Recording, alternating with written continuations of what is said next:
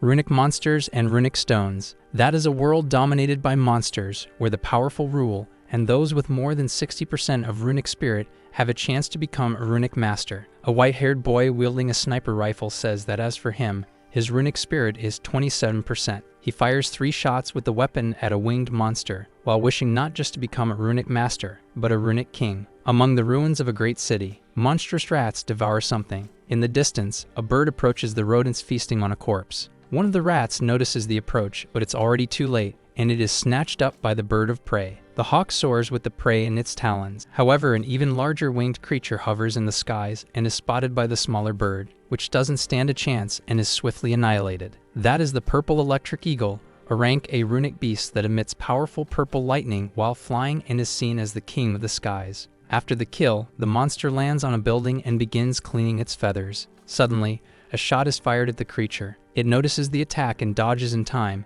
making the bullet hit the ledge of the building where it had been perched. Dong Zi, a rune sniper, veteran of Huang Shi's 3rd secondary school. Feng Ru, a runic swordsman from the same school, asks if our hero missed a shot. Dong Zi quickly takes aim again and questions that remark, saying the word miss isn't in his dictionary as he fires more shots. He shoots 3 times with the weapon at the winged monster, missing all of them. However, that creates the perfect opening, giving our hero a flawless shot at the runic eagle's neck, which he hits with a single, fatal shot. The monster plummets from the sky, already lifeless, and crashes to the ground with great force. Feng Ru celebrates the victory, saying our hero is truly amazing, and says they must be the fastest team to pass the test. Dong Zi notices something and turns around, saying he's wrong. This makes Feng Ru turn as well, worried to see what's behind them. Our hero states that the test isn't over yet as both notice red eyes watching them from a hole in the wall. The creature realizes it has been discovered and finally emerges, breaking through the wall. Feng Ru is startled by the appearance of the monster, which quickly attacks him with its claws, causing the swordsman to begin fading away as if turning into digital data,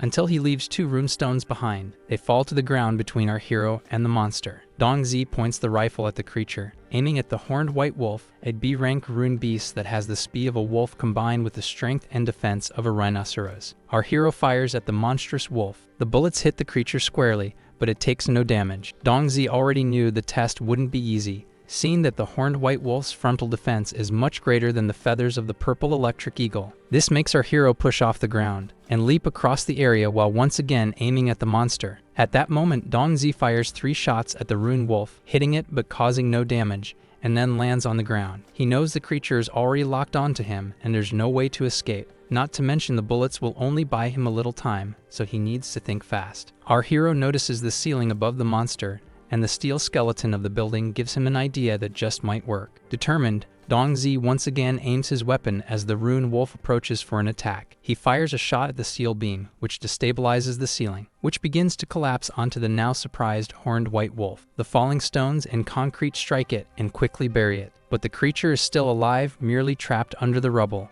Our hero sees the 2 rune stones within reach. He grabs both, knowing that if he infuses the weapon rune stone, it becomes a weapon, and the talisman rune stone can be equipped on weapons to activate rune abilities. Our hero activates both runes, creating an energy sword. Dong Zi points the rune weapon at the monster and attacks it with force, commanding it to perish. The creature roars in rage at that moment. The blow strikes the monster, which is finally executed, turning into data. A message says the test ended in nearly 6 minutes, and that Dong Zi received an S grade, while Feng Ru received a C. Our hero also turns into data. He wakes up shortly afterward with a serious look inside a capsule. The place is like a facility in a corridor with more identical capsules, where a man observes everything with a clipboard. The machine opens, and from it our hero emerges while Feng Ru complains, saying that he had said the purple electric eagle was the final question. The young man asks why there was a white-horned wolf at the end, and the evaluator responds that he never said there wouldn't be additional questions. Many other youths complain about the difficulty of the admission test, which was the same for everyone, but say the wolf at the end was unfair even for those with high rank abilities. One person punches one of the capsules, breaking it while complaining that they hadn't expected any additional questions. Everyone is surprised and looks curiously at the girl. Zhao Xixin, heir of the Zhao family from the Zhao martial arts school,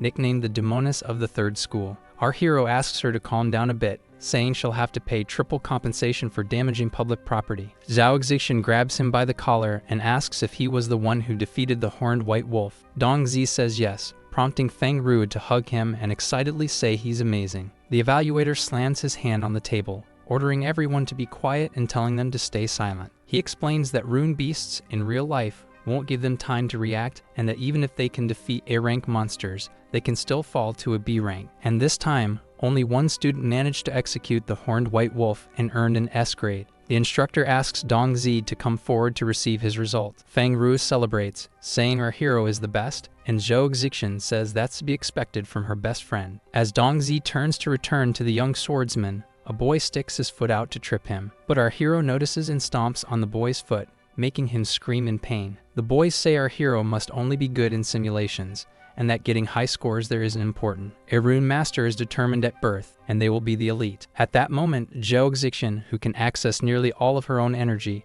asks the boys who dares talk behind her best friend's back. She delivers several knocks to their heads, and with bumps swelling, they apologize to her. Dong Zi says they're right. Only those who meet the rune energy requirement can become rune masters. And even though he was happy with the score, he says the amount he can access is 27%, which makes him show an awkward smile. It all began in the year 2030, when humans had no idea of the disaster that was about to happen. That year, countless wormholes appeared in the skies of Earth, and from them, innumerable meteors fell, destroying human civilization. Faced with such a catastrophe, humanity was completely helpless. The meteor shower lasted for 3 months, reducing the world's population to less than 30%. And just when mankind thought they had survived the disaster, something far worse happened. Creatures known as runic monsters emerged from the wormholes and invaded Earth. They were ruthless and violent, and even the most powerful weapons on Earth couldn't harm the higher-ranked monsters. Humans hid in fear as terror reigned over the world and their homes were destroyed. Until the runic hunters appeared. They could use runic energy and runic stones to become stronger. At that moment, humanity began fighting back against the monsters and tried to protect their last remaining habitat. They built a barrier made of runic energy, preventing the runic monsters from entering and allowing ordinary people to survive. But the war between humans and creatures never truly ended. A man warns that if Dong Zi gets caught, he won't be able to help him. Our hero smiles and tells his boss that he understands and he can leave it to him. With that, he revs up his bike to make the delivery, saying it's time to work. His boss just watches silently as Dong Zi rides off. Our hero rides through the city,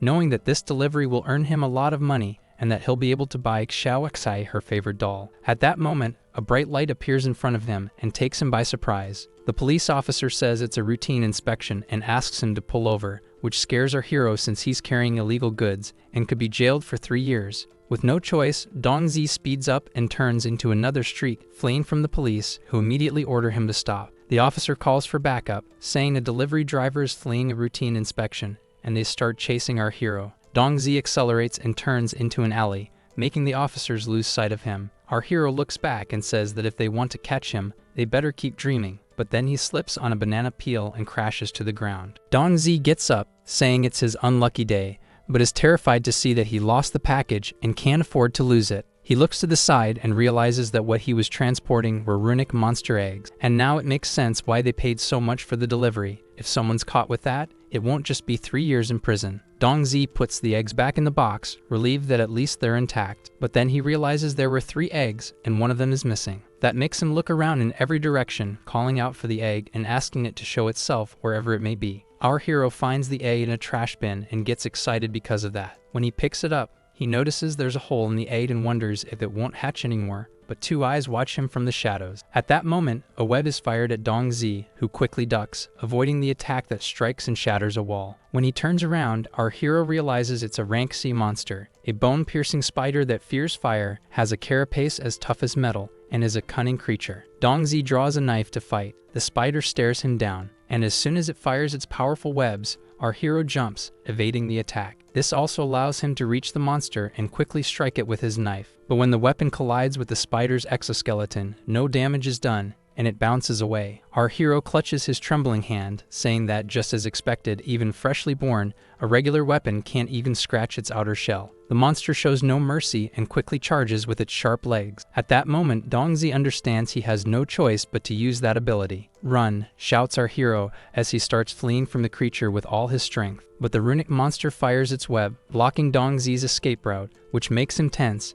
and because of that, he ends up getting caught by the foot. The spider quickly knocks him down and pulls him, making him scream in fright. Our hero desperately tries to cut the web with his knife, but it's too tough and he can't slice through it. The monster raises one of its legs, ready to strike, making Dong Zi realize he's screwed. and at that moment, the attack lands, injuring him. Drops fall to the ground as our hero hangs from a lamppost, webs holding him in place. Dongzi realizes he couldn't defeat that spider that had just been born and wonders if he's destined to be an ordinary human, if that's truly his fate. But he still hasn't avenged his parents, and that gives him the determination not to die there. At that moment, something speaks, saying that fate is an excuse for failure. You either take control of your destiny, or let it control your life, and asks if he accepts the chance to change his fate. It asks again if he accepts the system. Our hero says he accepts anything if it means becoming a rune master and avenging his parents. The system begins loading and soon says it's ready, detecting that the user's body is weak. It heals his wounds and, in the end, grants him 10 attribute points. Our hero's attribute window appears just as the spider approaches. Seeing those stats, he's confused since it looks like the games he's played before. And since he's lacking strength, he decides to invest all the points into strength. That causes his muscles to grow a bit.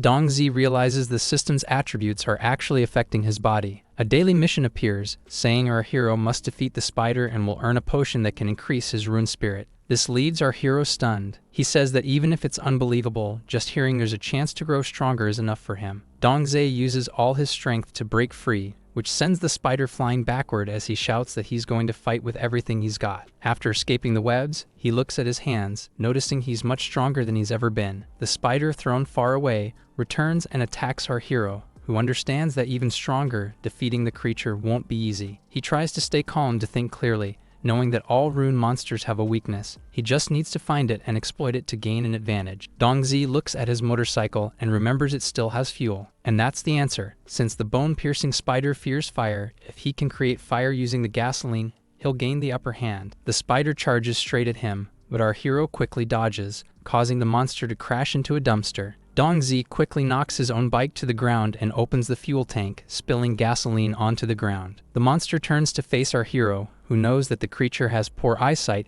and uses nerve sensors in its body to detect vibrations in the air to locate prey. And so he throws a rock into the gasoline puddle. That catches the spider's attention and it leaps toward the spot, immediately smashing part of the ground with a powerful strike from its scythe-like legs. Our hero lights a lighter and says it's time for her to disappear. Then he tosses the lit lighter at the monster. Later that night in the city, our hero rides his motorcycle through the streets and stops in front of a building. He climbs the stairs, still in disbelief at how his strength has increased and that the system isn't just an illusion, which means he really does have a chance to become a rune master. However, our hero wonders what he should do with those 2 rune beast eggs, maybe cook and eat them. Dongzi opens the apartment door, remembering hearing that the meat from those monsters contains rune energy and that people who eat it become stronger. But if those 2 eggs are from bone-piercing spiders, our hero will definitely lose his appetite. At that moment, a little girl in a wheelchair greets him cheerfully. Baig Xiaoxi, Dongzi's sister and a girl who loves researching rune beasts.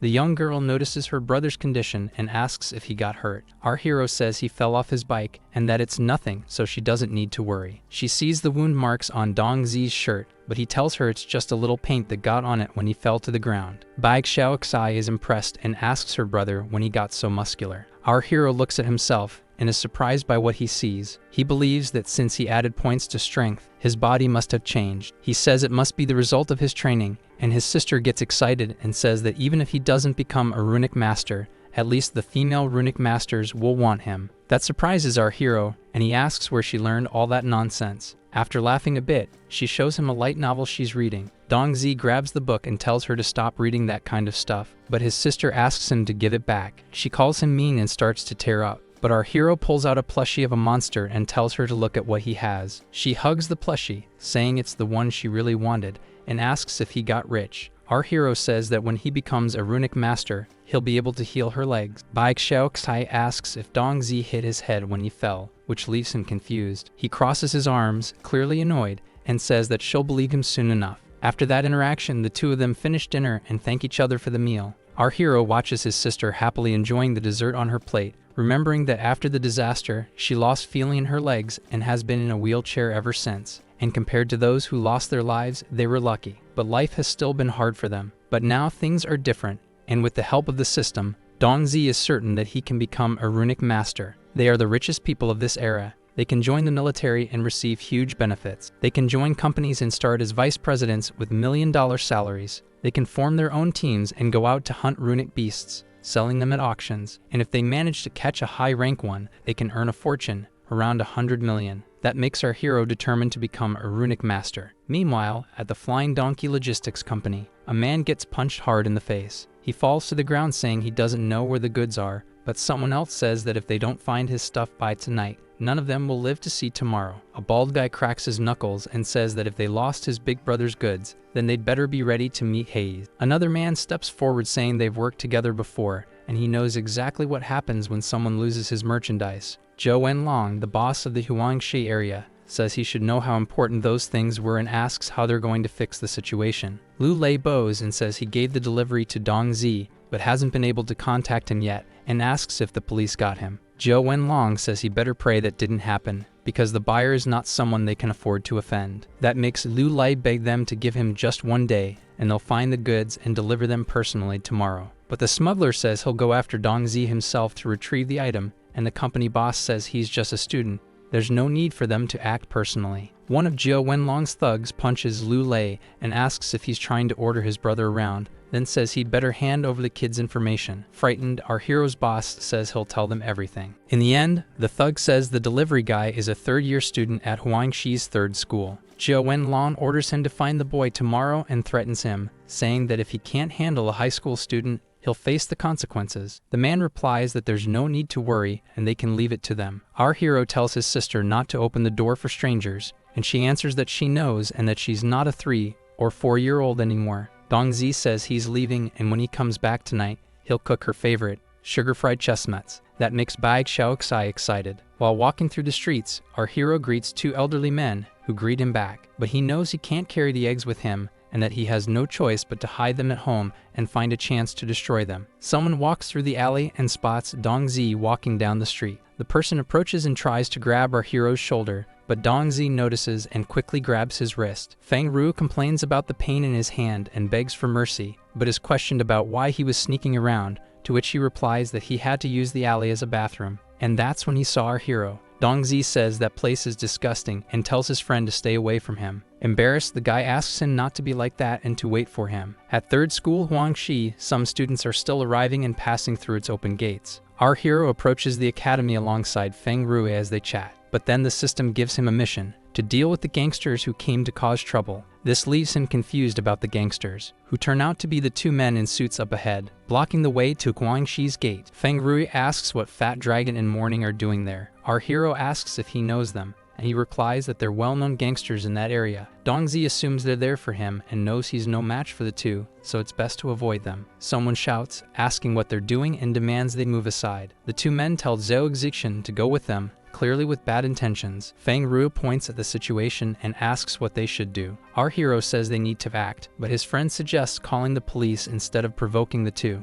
Our hero says they don't have time to wait for the police, and with that, raises a brick and slams the brick down on the bald gangster's head. After that, he tells them to take their filthy hands off her. Morning asks how he dares attack them while Fat Dragon complains about the pain, having been caught off guard. Zhao Exixin is surprised to see Dong Zi there and tells him to run because he's no match for those 2. With that knowledge, the 2 gangsters get excited. Morning says they're there because of him, and that he'd better not even think about escaping. Angrily, he asks how Dong Zi dares make them come looking for him as he prepares to punch our hero. Dong Zi dodges the attack, certain now that they're after him because of the rune beast eggs, and that if he hadn't invested points in agility, he never would have avoided it. But now he can even counterattack and quickly slams the brick into the gangster's face, who feels the hit and wonders if our hero is a natural rune master, and how he can even remain in the Huangshi area if he can't take down a mere brat. Fat Dragon says to Zhou Exixin that Dong Zi really cares about her, and asks if, when she's captured, he'll surrender easily. But the young girl lands a heavy kick to the bald gangster's face, who again cries out in pain while our hero asks if he really thought she'd be easy to deal with. That makes him tell her to finish them off. The 2 gangsters get irritated and say they were being nice,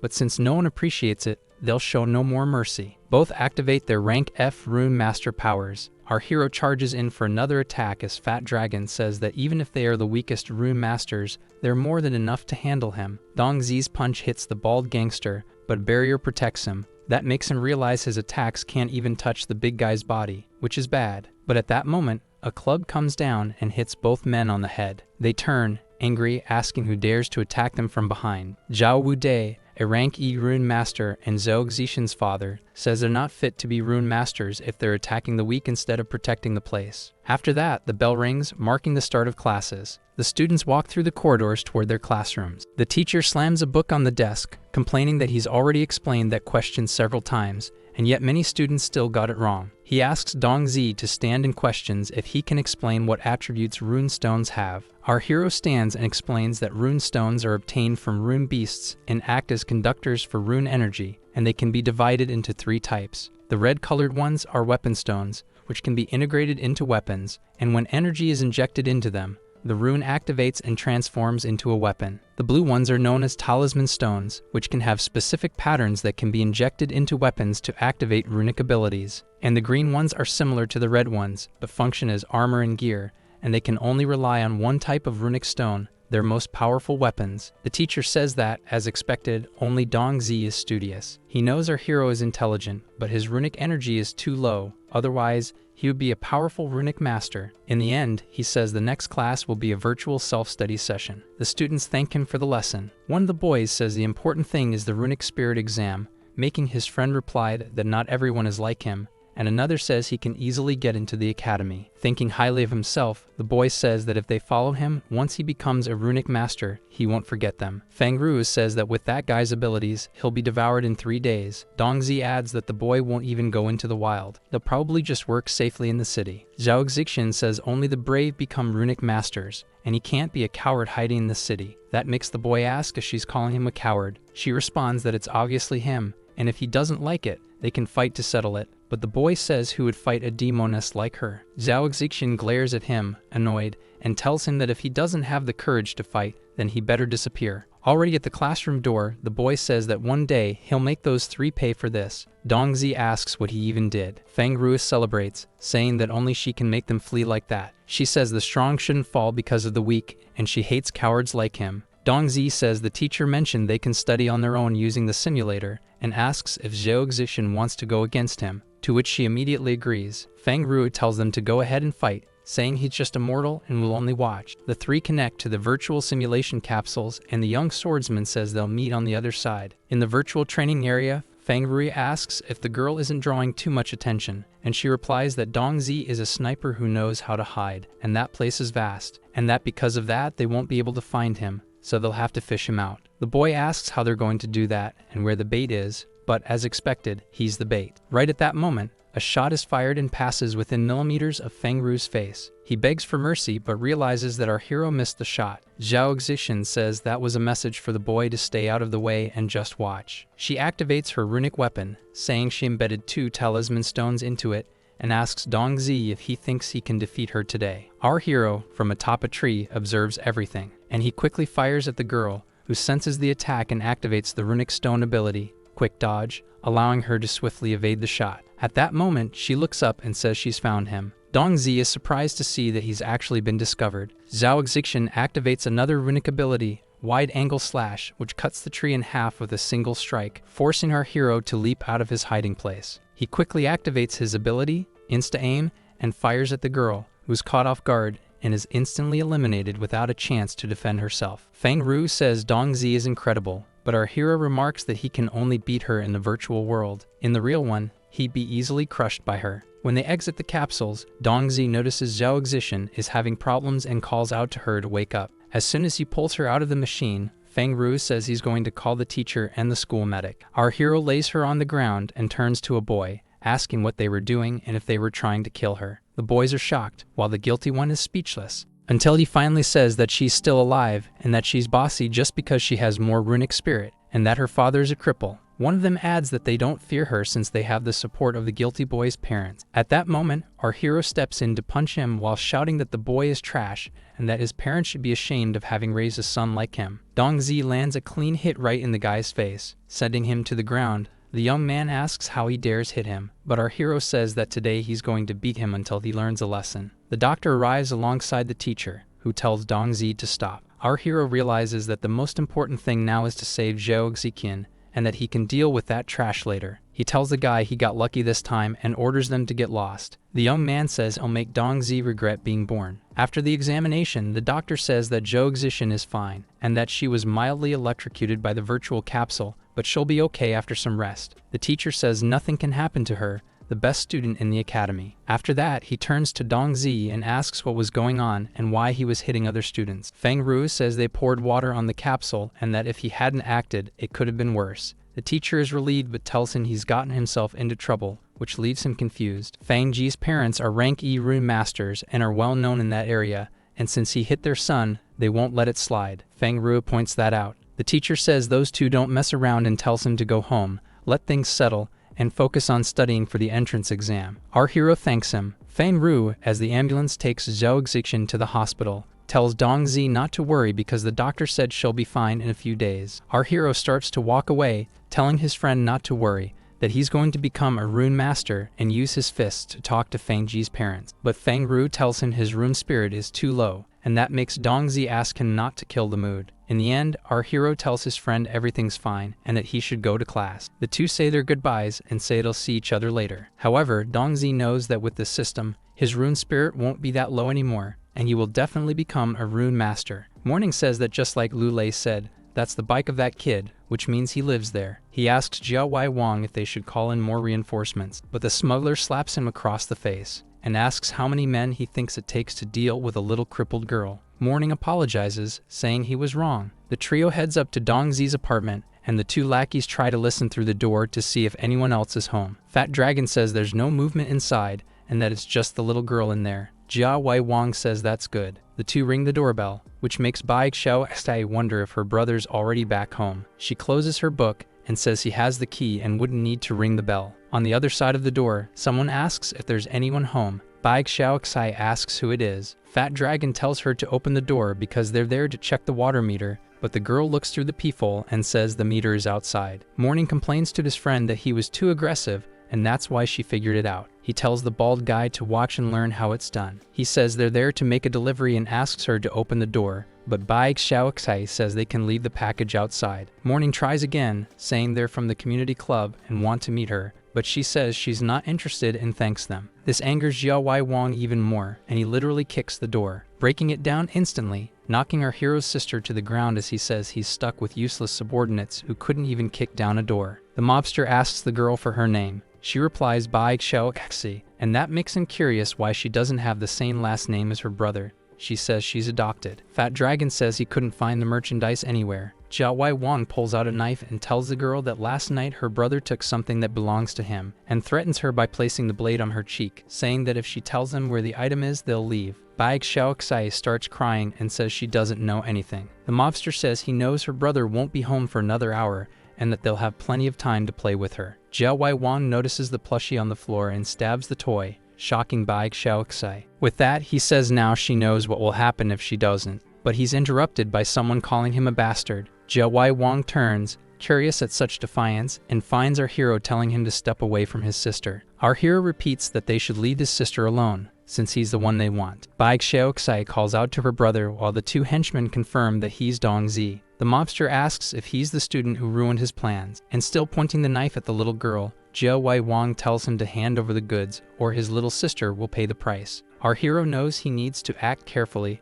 or Bai Xiao will be in danger, and it's better to hand over the egg. With that, he says the items are in the storage room. The mobster asks where that is, and Dongzi says it's just there next to the bedroom. Jiao Wai Wang looks to the side and notices a small door behind some boxes, wondering if those two idiots didn't check there earlier. Irritated, he asks what they're waiting for and orders the henchmen to get the goods. Both rush to the door. With a kick, Fat Dragon breaks the door and finds the box on top of a table. He brings it to Jiao Wai Wang, saying they found the goods. The mobster opens the box and asks why there are only 2 eggs inside. Our hero reveals that one of them hatched during the delivery, but Jiao Wai Wang gets angry and asks if he thinks he's an idiot. That monster was rank C, and if it really had hatched, Dongzi wouldn't be standing there alive. Dongzi knows that even if he says he defeated the monster, the mobster definitely won't believe him. Jiao Wai Wang reveals that the egg was a gift for the minister, and he'd better return the monster ore. He brings the knife close to Bai Xiaoxi's face and finishes by saying our hero won't like what he's about to do. The little girl quickly bites Jiao Wai Wang's hand,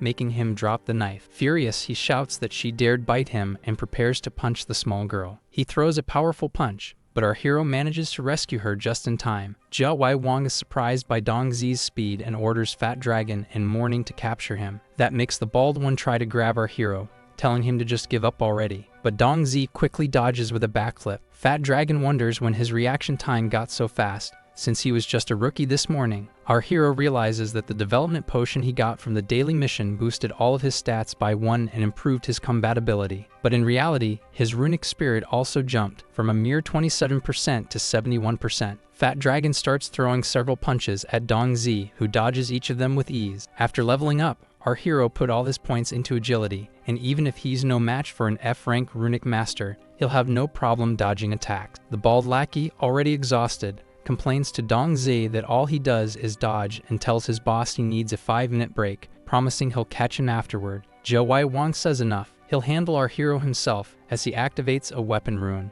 The rune transforms into a runic revolver. The mobster tells Dong Zi that since he loves dodging so much, he should try dodging this. Our hero is surprised to see that Jia Wai Wang is a runic master, and judging by his aura, he's at least rank E, like Zhao Xishan's father. Dong Zi says the egg really did hatch, and there's no way he could magically produce another one. The mobster replies that they were important, and the monster's offspring creates other runic monsters. They were hard to obtain, and they were the key to his future, and our hero ruined everything, which is unforgivable. Dong Zi says he thought breeding monsters in the city was a major crime, but Jia Wai Wang asks if a student really knows how things work. Bai Xiao excited notices one of the eggs cracking, and that makes her call for her brother, saying she has something to tell him. Our hero asks her to stay quiet for a few moments, which makes the little girl cry, saying it's important, but the mobster points his gun and says she's annoying. At that moment, a creature bursts out of the egg at high speed, leaving Jia Wai Wang surprised to see that another egg has just hatched. Dark-scaled viper, a rank C rune monster, and even though it was just born, it's much stronger than an adult rank E monster. Without thinking twice, the mobster opens fire on the creature, but the bullets do nothing but anger it. The serpent lunges at Jia Wai Wang, attacking him. However, he manages to dodge in time, making it crash into the floor. Jia Wai Wang grows tense since the house is too small, and he can't use his full power in there. Dong Zi turns to his sister and tells her they need to get out of there, and she agrees. Our hero knows that both hatched rune monsters are rank C, and he was lucky to defeat the bone-piercing spider yesterday, but he's not sure he can beat this one. The creature moves into the escape route of the sibling duo. That makes Dong Zi ask why the creature is coming after them, and that he needs to lure the monster away. But he can't abandon Bai Xiao. Suddenly, the rune beast begins to tremble, and our hero finds it strange and asks what's going on. But then a hand channels mana and points it at the creature. Our hero is stunned and asks if his sister is controlling the creature, and if she's a beast tamer. A genius born with 100% rune spirit,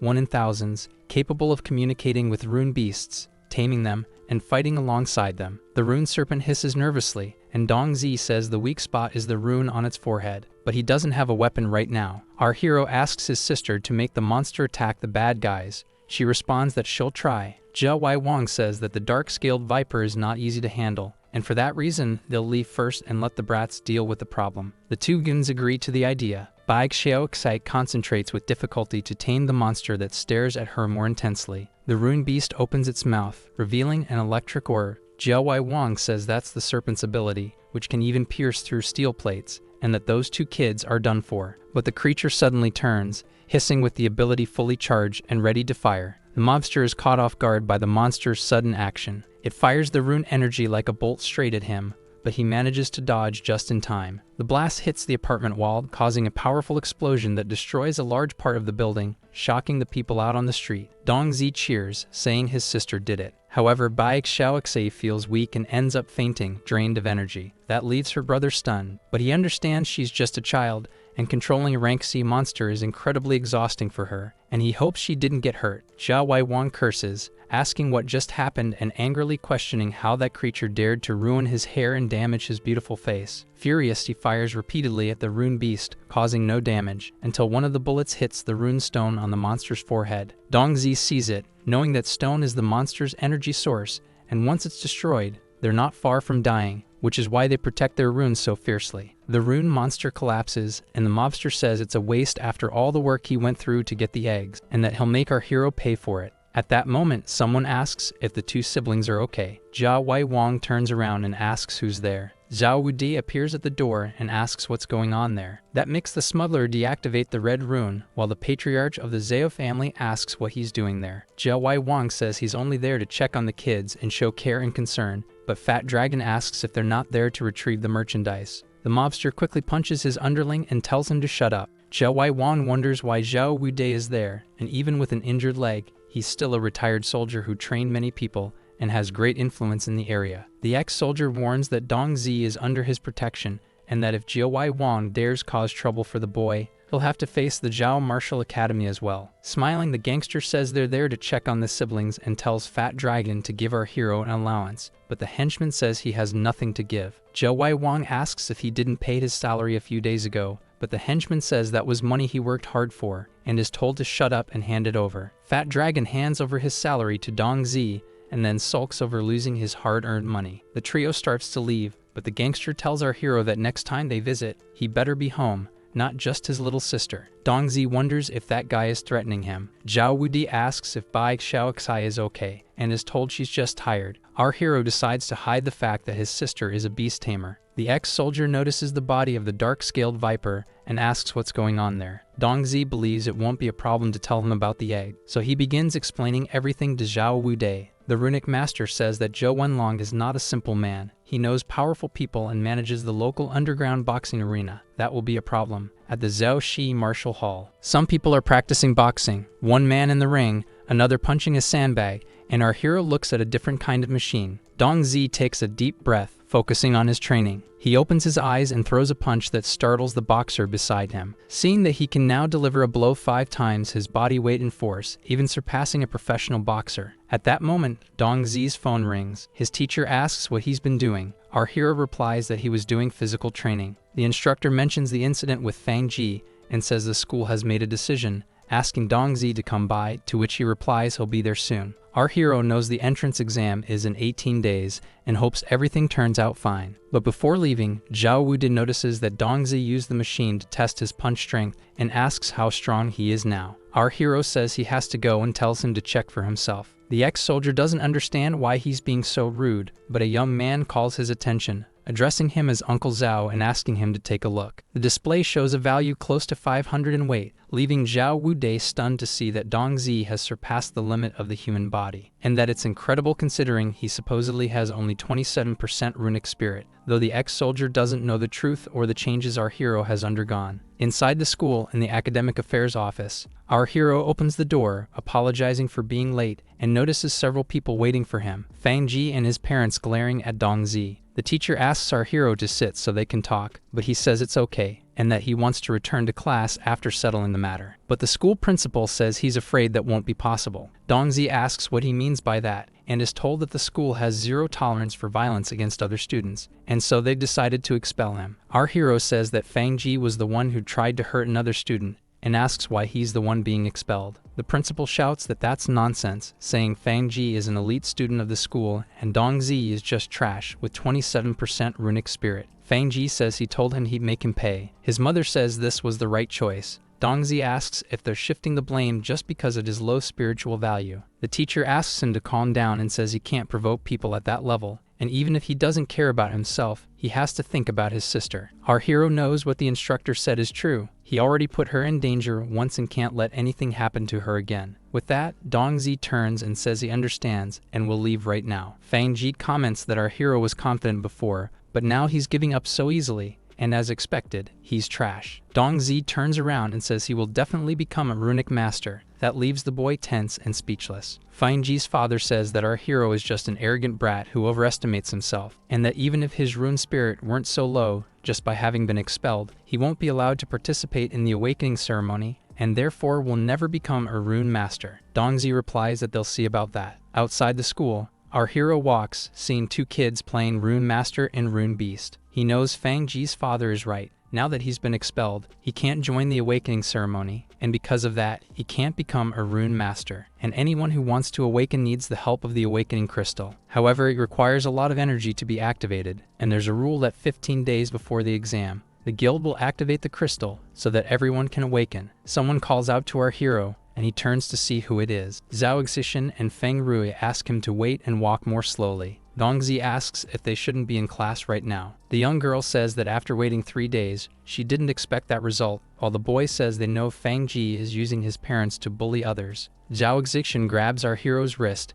and asks him to follow her to the martial hall. She starts pulling him, saying that her father will handle it. The news surprises Zhao Wude, while his daughter says it's all her fault and that he needs to find a way for Dongzi to return to school. But he says that's impossible. Still, he explains that this doesn't mean Dongzi has no chance of awakening and becoming a rune master, which surprises our hero, who asks if it's true. Only those with the proper value can become rune masters, but that doesn't mean everyone will succeed, which is why many have that value, but few manage to do it. Our hero says that's what his teacher told him, and that it's just the awakening threshold, and the higher the rune spirit value, the better the chances. Awakening consumes a lot of energy each time it's done, and if someone fails, no matter how high their rune spirit is, the guild doesn't give second chances. Fang Ru is surprised by this and wonders if he might be in danger. Zhao Exixin asks how he doesn't know that, and whether he's paying attention in class. Zhao Wudi asks them to listen. Every year many people fail, but not everyone accepts defeat easily, especially those above the base value. They try other methods. Dongzi asks what other method that would be. The ex-soldier asks if they've ever heard about the awakening medicine. That information shocks the 3 youths. However, that kind of medicine is no longer recognized by the association,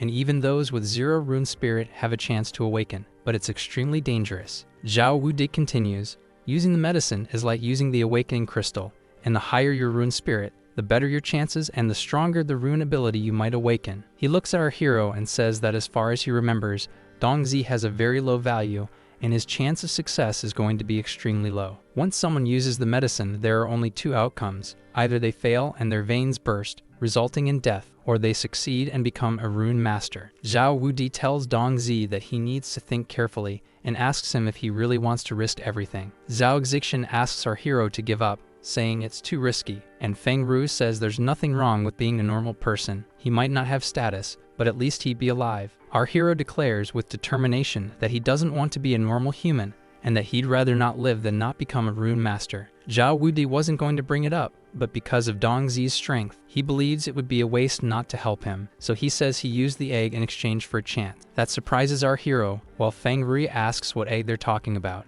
Dongzi asks if it's okay to use the egg. He's told that it's fine as long as they know how and where, and so he asks what the other chance to awaken is. Zhao Wudi says the Ash Gang discovered a dungeon that may contain the treasure of a powerful rune master, and only normal people can enter, so they're recruiting. The ex-soldier hands over a book, saying that any normal person can pay to enter the dungeon, and the first to get the treasure will earn the awakening medicine. The cover of the thin book reads Introduction to Dungeons. Zhao Wud says there are many people trying to change their lives, but there's only 1 bottle of the medicine, and whether Dongzi gets it or not depends entirely on him. Zhao Exixin says the place is far too dangerous, filled with runic beasts, and our hero might lose his life. Feng Rui asks him to reconsider. The ex-soldier scolds both of them, saying he hasn't finished speaking yet. He says he has an old comrade who was the leader of a small mercenary group that hunts runic beasts, and that Dongzi could join them to gain combat experience. Our hero knows that fighting monsters and surviving in the wilderness while risking his life to awaken will be incredibly hard. But none of that matters. If he doesn't become a runic master,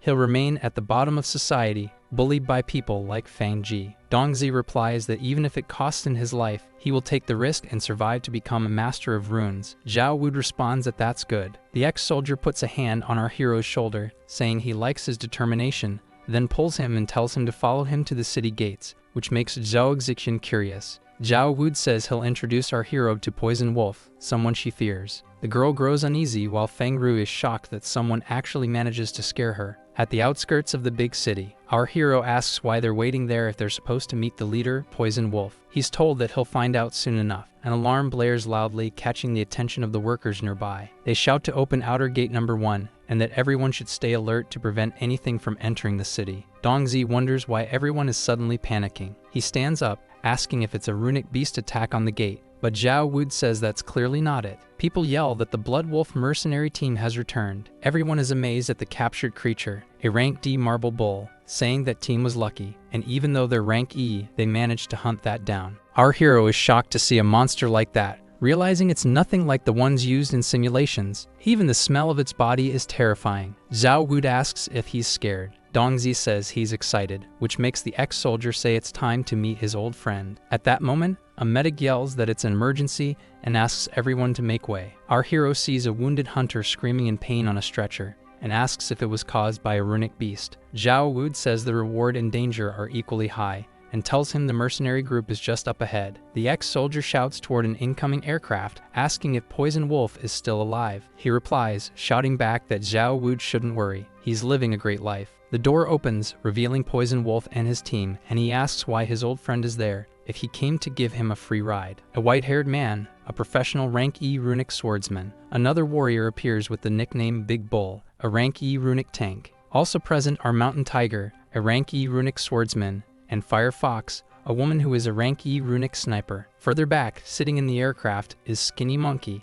a rank E runic sniper. Zhao Wud says he's there to ask a favor, but Poison Wolf says he should buy him a drink first and that they've been gone for a month and should eat before anything else. The ex-soldier says they'll drink later and asks if he shouldn't be taking care of the wounded group member first. Fire Fox says that's normal for mercenaries and that he's going to retire. She's jealous. Blood Wolf agrees, saying the man's still alive. Zhao Wud nods in agreement. The ex-soldier asks if Bald Eagle was their scout and sniper, and since he's injured, maybe they need someone in that role. That leads him to say he has the perfect replacement right there, and that he's recommending him. Our hero greets everyone with a smile. Poison Wolf asks if the boy isn't even a runic master yet, and says they don't take just anyone into the group. Hunting runic beasts is no joke. Skinny Monkey says their leader is right, and that the Blood Wolf group doesn't accept random trash. A group hunts a giant serpent, showing that mercenary groups of rune masters hunt monsters for a living. They are brave, fearless, and very strong. After defeating the creature, the rune is removed from its forehead. While they celebrate the victory, they know that with great benefits and rewards, danger is always close by. At that moment, a leader is betrayed and executed. Out there is no law, and anything can happen. Rune beasts aren't the only danger. Humans must also be feared. Poison Wolf says that Dongzi wouldn't survive a few days out there, but he replies that he knows, yet he needs this, which makes the mercenary curious. Our hero says he knows there's a chance he might lose his life in the wilds, but he would rather perish than not become a rune master. Firefox says that's a joke and that Dongzi saw what happened to Bald Eagle, and maybe he won't be so lucky. And once it starts, there will be no turning back. Zhao Wudi asks his friend to give him a chance. Poison Wolf says it's not that simple, lives are at stake, and asks if Zhao really wants him to watch the boy die. The two step aside, and the ex-military man says he sees Dongzi as family. That makes the mercenary leader ask why he's encouraging him with such nonsense. Zhao Wude reveals that our hero was expelled from school because he hit the son of a rune master to save Zhao Xishan. Poison Wolf understands that this means he won't be able to participate in the awakening ceremony, and asks how much rune spirit Dongzi has. The ex-soldier reveals it's a low value, 27%.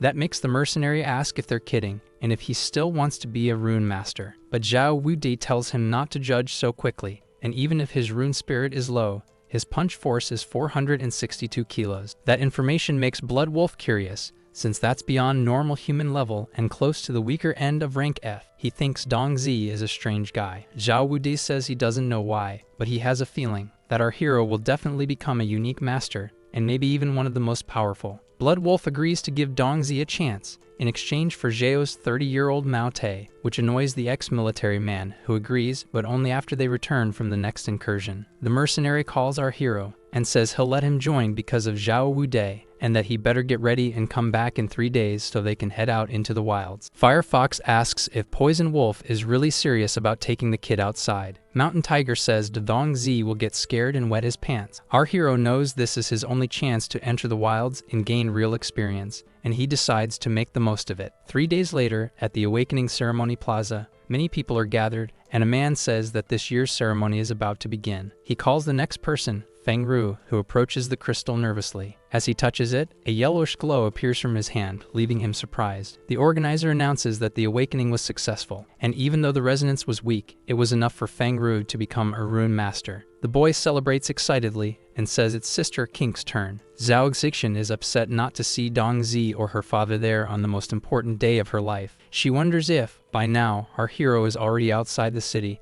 and hopes he'll be careful and return safely. Zhao Xixin touches the crystal, causing a phenomenon of color and light to burst forth, leaving the organizers surprised, who say that's exactly what they expected from someone with nearly 100% rune spirit, and that she has a powerful resonance with the crystal. The lights swirl around Zhao Xishan's body, while Feng Ru celebrates, saying she's amazing. The boys are all captivated by her beauty, except for Feng Ji, who appears irritated. An organizer calls him up right afterward, and his parents tell him to show everything he's got and say he will certainly become a rune master too. Feng Ji, fearful, places his hand on the crystal, and as he touches it, nothing happens. This makes his parents tense. The boy wonders why there's no reaction, but the organizer announces that he failed to awaken. This leaves Feng Ji shocked and lost. He kneels on the ground, not believing what just happened, while his parents run to him. Feng Ji's father begs the organizer to give his son another chance, but is told that it would go against the rules. Feng Ru laughs, saying it's a shame Dongzi isn't there to see the scene. The boy gets furious and asks how he dares to mock him. But the young man with glasses says that he's a runic master now and isn't afraid of him. Feng Ji's father says he needs to become a runic master, or it will be a disgrace for them. The boy replies that he failed his awakening. His father says there's still another way to awaken, and that it'll help him become master of runes. His wife grows tense and asks about this method, hoping it's not what she's thinking. He replies, the awakening drug,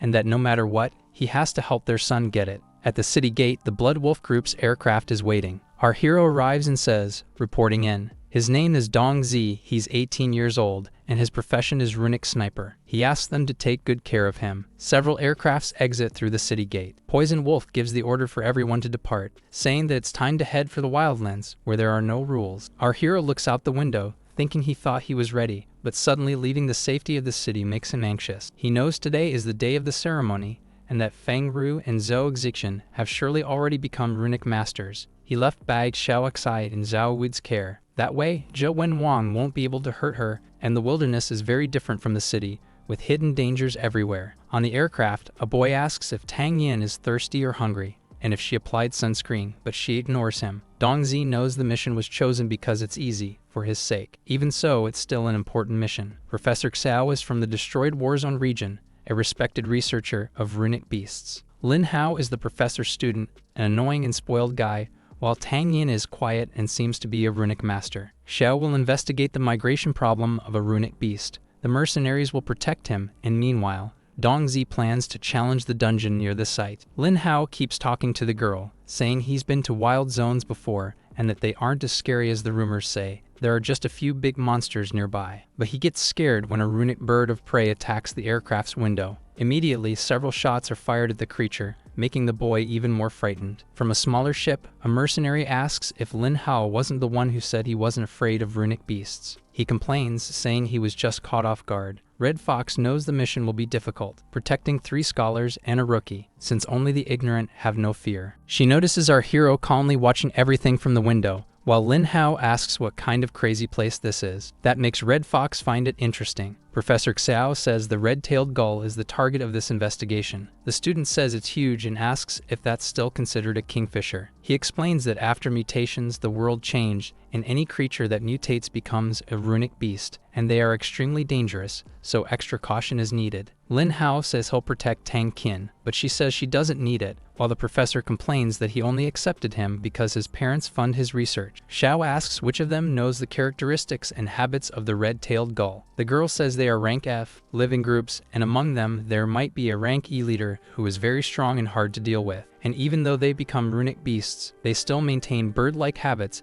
and will migrate according to season and climate. Professor Xiao says she's correct and that the area has low temperatures, so the monsters shouldn't be migrating there. But many have appeared, and they'll investigate. And even though the creatures live in groups, there will sometimes be isolated ones that become aggressive when encountered, so caution is necessary. Dongzi says that even being rank F, one alone isn't scary. Its weak point is the neck, and they like shiny things. If you use something to attract their attention, it's easy to take them down. Tang Qin is surprised to see that our hero seems to know more than she does. Xia gets excited and asks if he learned that for the mission and if he's a newly awakened student. Dongzi says he remembered it from the books, while Lin Ho gets annoyed because of that. Our hero, a bit embarrassed, replies that he hasn't awakened yet. The irritated young man turns and asks if that's true, and why he's even following them. Dongzi says not to worry, because he's not going to cause trouble. But Lin Hao says he's just a normal human and will be dead weight for them. Red Fox tells them to stop arguing and says our hero is a rookie in the mercenary group, and even if he's weak, he's better than you,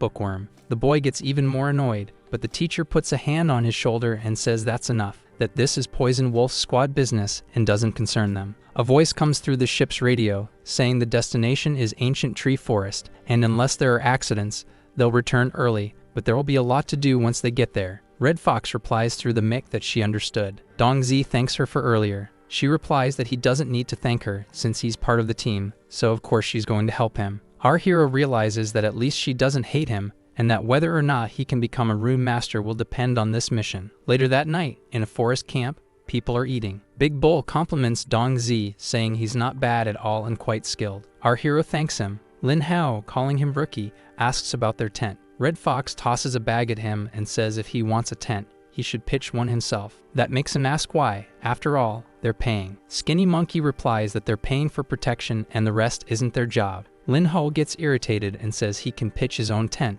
It's not that hard. But 20 minutes later, the guy clearly struggles. He complains about the stupid tent and says it's so hot, he might as well sleep outside. Lin Hao asks about food and whether they at least cook it. Big Bull replies there's canned food in the backpack. The boy quickly asks what exactly they eat when a silhouette appears in the sky. A wild boar crashes to the ground next to him, scaring him. Poison Wolf says they're going to eat that. Mountain Tiger says he'll let our hero handle the boar. Dongzi knows it's an F-rank monster, a curved tusk wild boar, and that its hide is tough for regular weapons to pierce, just as expected from Poison Wolf. Red Fox calls our hero and tosses him a weapon, saying it's for him to use to butcher the boar. She says it's a rune dagger, weak, but enough for the job. Dongzi says it's his first time touching a rune weapon, but he doesn't have rune energy to use it. The mercenary tells him it's a storage weapon and she's already filled it with energy. It'll stay charged for a whole day, and it'll be his weapon for the next few days. Our hero thanks her for the rune dagger. Poison Wolf says that tonight he and Dongzi will be on watch, and everyone else can rest. The other mercenaries confirm the orders. Inside one of the tents, Tang Yan reads a book. Lin Hao snores while sleeping outside. Poison Wolf asks our hero if he can climb up there. Our hero replies yes, and makes a single leap, managing to reach the tree branch, surprising the mercenary leader. Poison Wolf comments that Zhao Wudi said Dongzi has a low rune spirit, but punch strength close to 500 kilos. Our hero confirms it. That makes the mercenary leader laugh, saying he really is an eccentric guy, but he likes those types. Poison Wolf says he promised to take him to the dungeon, but in his current state, he won't survive. Dongzi asks if even with his strength, it would really be that bad. The mercenary replies that he's not saying our hero is weak, but actually, he kicks Dongzi in the chest, knocking him out of the tree. After that, Poison Wolf jumps down and lands on the ground, and finishes by saying that the problem is the way our hero thinks. The mercenary explains that no matter how strong or skilled you are in the wilds, it's necessary to stay alert at all times, watch out for rune beasts, and more importantly, for humans. Those participating in the dungeon challenge are in an all-or-nothing mindset, and among them, there will be people who surpass our hero in various aspects. However, there is only one awakening remedy, and if Dongzi wants to take it from the hands of others, then he needs to be prepared for anything. Our hero replies that he understands that, but he needs that medicine even if he has to risk his life for it. Poison Wolf says he doesn't like teaching rookies, but he appreciates his determination, so he will guide him. But everything will depend solely on Dongzi. In the end, he tells our hero to follow him. Red Fox yawns as she complains about being asked to stand guard while they went into the forest. The duelist slowly creeps through the tall grass, and the mercenary says it's there. A curved tusk wild boar, rank F, with tough hide and sharp curved tusks. Poison Wolf says that one is just like the one they took down earlier, and it's not an adult, making it perfect for training. Dongzi asks if he's sure since he hasn't awakened yet, but the mercenary kicks our hero out of hiding and tells him to go and find out for himself, and that if he can't defeat the creature, then he should pack his things and go home tomorrow. This makes the boar notice Dongzi and turn to face him. The rune beast lets out a loud roar and charges our hero, who draws his dagger, knowing this isn't the first creature he's faced, and that he must stay calm. The boar keeps charging rapidly as Dongzi assumes a combat stance. He dodges the attack at the last second, already aware that the difference between an adult and a juvenile is significant, and this one is more troublesome than the juvenile bone-piercing spider. Poison Wolf says reality is nothing like the school simulations, and if he's not careful, he'll lose his life, and he only has one chance. The monster turns after the failed charge. It roars again and charges once more at our hero, who jumps just before being hit and quickly strikes the creature with the dagger, landing a direct hit. However, Dongzi is caught off guard as the still-alive boar starts running, carrying him along even with the dagger stuck in its body. Poison Wolf yells, asking if our hero didn't dissect a wild boar earlier, and tells him to use his brain and think about where the animal's weak spot is. Dongzi realizes the mercenary is right and remembers that he just dissected a monster exactly like that. Our hero follows the weapon, knowing that even with the rune dagger it was very difficult to pierce the hide, except at the neck, which he targets, triggering a system prompt with a daily mission. Dongzi must defeat 10 rank F monsters to earn a spiritual potion and a rune weapon, but it won't be easy, and he nearly lost his life to the boar. Poison Wolf congratulates him and says that rank F monsters are tough but beatable, and that it's best to avoid rank E ones. Our hero replies that he was lucky the enemy was inexperienced. The mercenary throws a red rune to our hero, saying that's his loot. Rune masters extract pure energy from them to grow, and those with more spiritual energy grow faster, so it's good to be prepared and collect them. Dongzi thanks him for that. A new day dawns in the forest, and the birds sing. A rune beast collapses lifeless at our hero's feet. Our hero only managed to defeat 5 monsters throughout the entire night, and those Poison Wolf had were highly skilled in combat, so it took a long time to defeat them. However, he knows that because of this, his battle experience has grown significantly. The mercenary tosses a water bottle to Dongzi, telling him to rest for a while. Our hero asks if there's another mission, but is told there isn't, and that he can sleep, for they'll train again at night. Still, he questions if it's really okay to do nothing. Poison Wolf responds that it's fine since he won't be much help anyway. Dongzi knows that if he defeats a few more enemies for one more night, he'll soon complete the mission. The mercenary starts heading back and says it's time to return. Back at the camp, Red Fox is cooking something to eat while Tankian returns to his own tent. Something catches the young girl's attention. Poison Wolf and Dongzi return, which makes the mercenary ask where they had been all night. The leader replies they were training and tells the boy to wash up and rest. Tang Yin notices something in our hero's backpack, rune stones, that makes her wonder if he hunted the creatures himself, and if he's not just a regular human. Lin Hao wakes up asking if it's already morning and says to let him sleep a little longer. Inside his own tent, our hero throws the rune stones on the ground. He looks at them, knowing that since he hasn't awakened yet, he can't absorb their energy, which can be used to craft weapons and defensive items. Slowly, he reaches out toward one of the runes, and at that moment the system asks if he wants to absorb the rune's energy. That confuses him, since he didn't know the system could help with that. Dongzi chooses to accept the help, and in that moment, the rune energy bursts forth. It flows into his body rapidly, giving him enough experience to level up. Our hero discovers that even though he isn't a rune master, he can use the system to absorb the energy from rune stones and boost his skills. And now that he has leveled up, he feels fully recovered from the exhaustion of last night's hunt. Dongzi also notices that all his stats had increased, especially his strength and agility, which have grown more than before. He still has 15 points left to distribute, and remembers that last time he put everything into strength and agility, which left his body struggling during the hunt. So this time, our hero decides to put 10 points in physique, 3 in wisdom, and 2 in strength. A breeze blows through the forest, and Dongzi realizes that every attribute matters, and ever since he raised his wisdom, his senses have sharpened. That gives him more confidence for the dungeon challenge tonight, and for completing the mission to level up one more time. Night falls, and Red Fox asks how our hero did in training. Poison Wolf responds that his skill is amazing and his growth rate is very high. The mercenary comments that it's rare for him to give compliments, but the leader replies that the boy is very interesting and tells her to get some rest. She answers that she's not tired. However, Poison Wolf says he has a very important mission for her. Red Fox asks what it is and is told that she'll be helping with Dongzi's training tonight. She remains silent about it, but our hero says he's ready and asks when they'll begin. The mercenary replies that this time, Red Fox will be the one assisting him, which surprises Dongzi. Our hero finds himself in someone's sights as Poison Wolf asks if he's scared, and if so, he should go to bed, because he doesn't want to train rookies like him. Mountain Tiger laughs and tells Red Fox that he remembers Dongzi is the type of man she likes. That makes the meat in his hand a target, and it gets blasted apart by a shot. The mercenary, still aiming at him, asks if he's tired of living. That makes our hero realize that even if she seems friendly, her personality is cold and explosive. Poison Wolf says that Red Fox is a rune sniper, and she'll teach him how to hide, something that will save his life in the dungeon challenge. Dongzi agrees, knowing it's better to hide and strike at the right time than fight dangerous opponents head-on. The mercenary descends from the tree and approaches. Our hero thanks her for the help, saying he's counting on her. Red Fox tells him to stop wasting time and follow her. Dongzi replies with an excited yes. Tang Yin asks the professor if she can go with them. He replies that it's the jungle and very dangerous, so it's better to stay at the camp. But she points out that he's going even though he isn't a rune master either, and questions why she should be afraid. Professor Xiao explains that her identity is different from our heroes. Red Fox says that tonight they'll play hide and seek, and Dongzi has 3 lives. But since she already caught him twice, once in the tree and once hiding in the water, he only has 1 life left. If our hero can stay hidden from her for 10 minutes, he'll pass the test, but if he's caught again, he'll have to return to the city and give up the dungeon challenge. The place goes quiet, and Red Fox starts the countdown,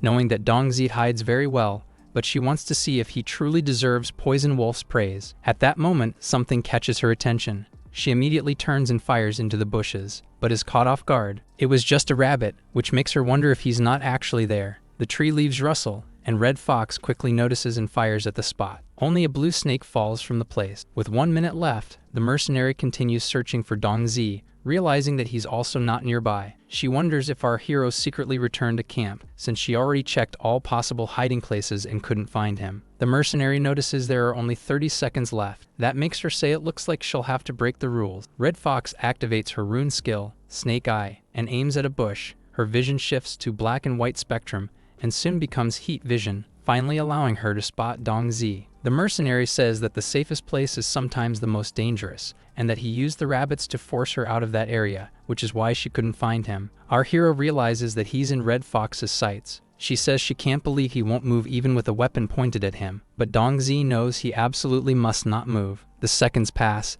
and the two keep testing each other's patience. When time finally runs out, Red Fox says he wasn't bad at all, and that he passed the test. She admits she broke the rules and used an ability, which means she lost, and that he managed to stay calm in that situation, which means he has potential to become a rune sniper. Our hero asks if she'll now teach him how to become a true sniper as promised. Red Fox says that even though he's good at hiding, this is the era of rune masters, and new abilities are constantly emerging. If someone has a detection skill, he'll be found. A talented sniper needs to be calm, observant, anticipate every situation, and predict the opponent's tricks. Only then can one remain truly hidden. She hands him a visor. Dongzi takes the item and puts it on his face, asking what it is. Red Fox says it's goggles used by snipers and scouts that can display various types of data, analyze rune beasts, and show their basic information. Our hero tests it on the nearby rabbit and understands that with this equipment, he'll be able to hunt monsters safely. Dongzi thanks her for it, but the mercenary warns him not to get too excited.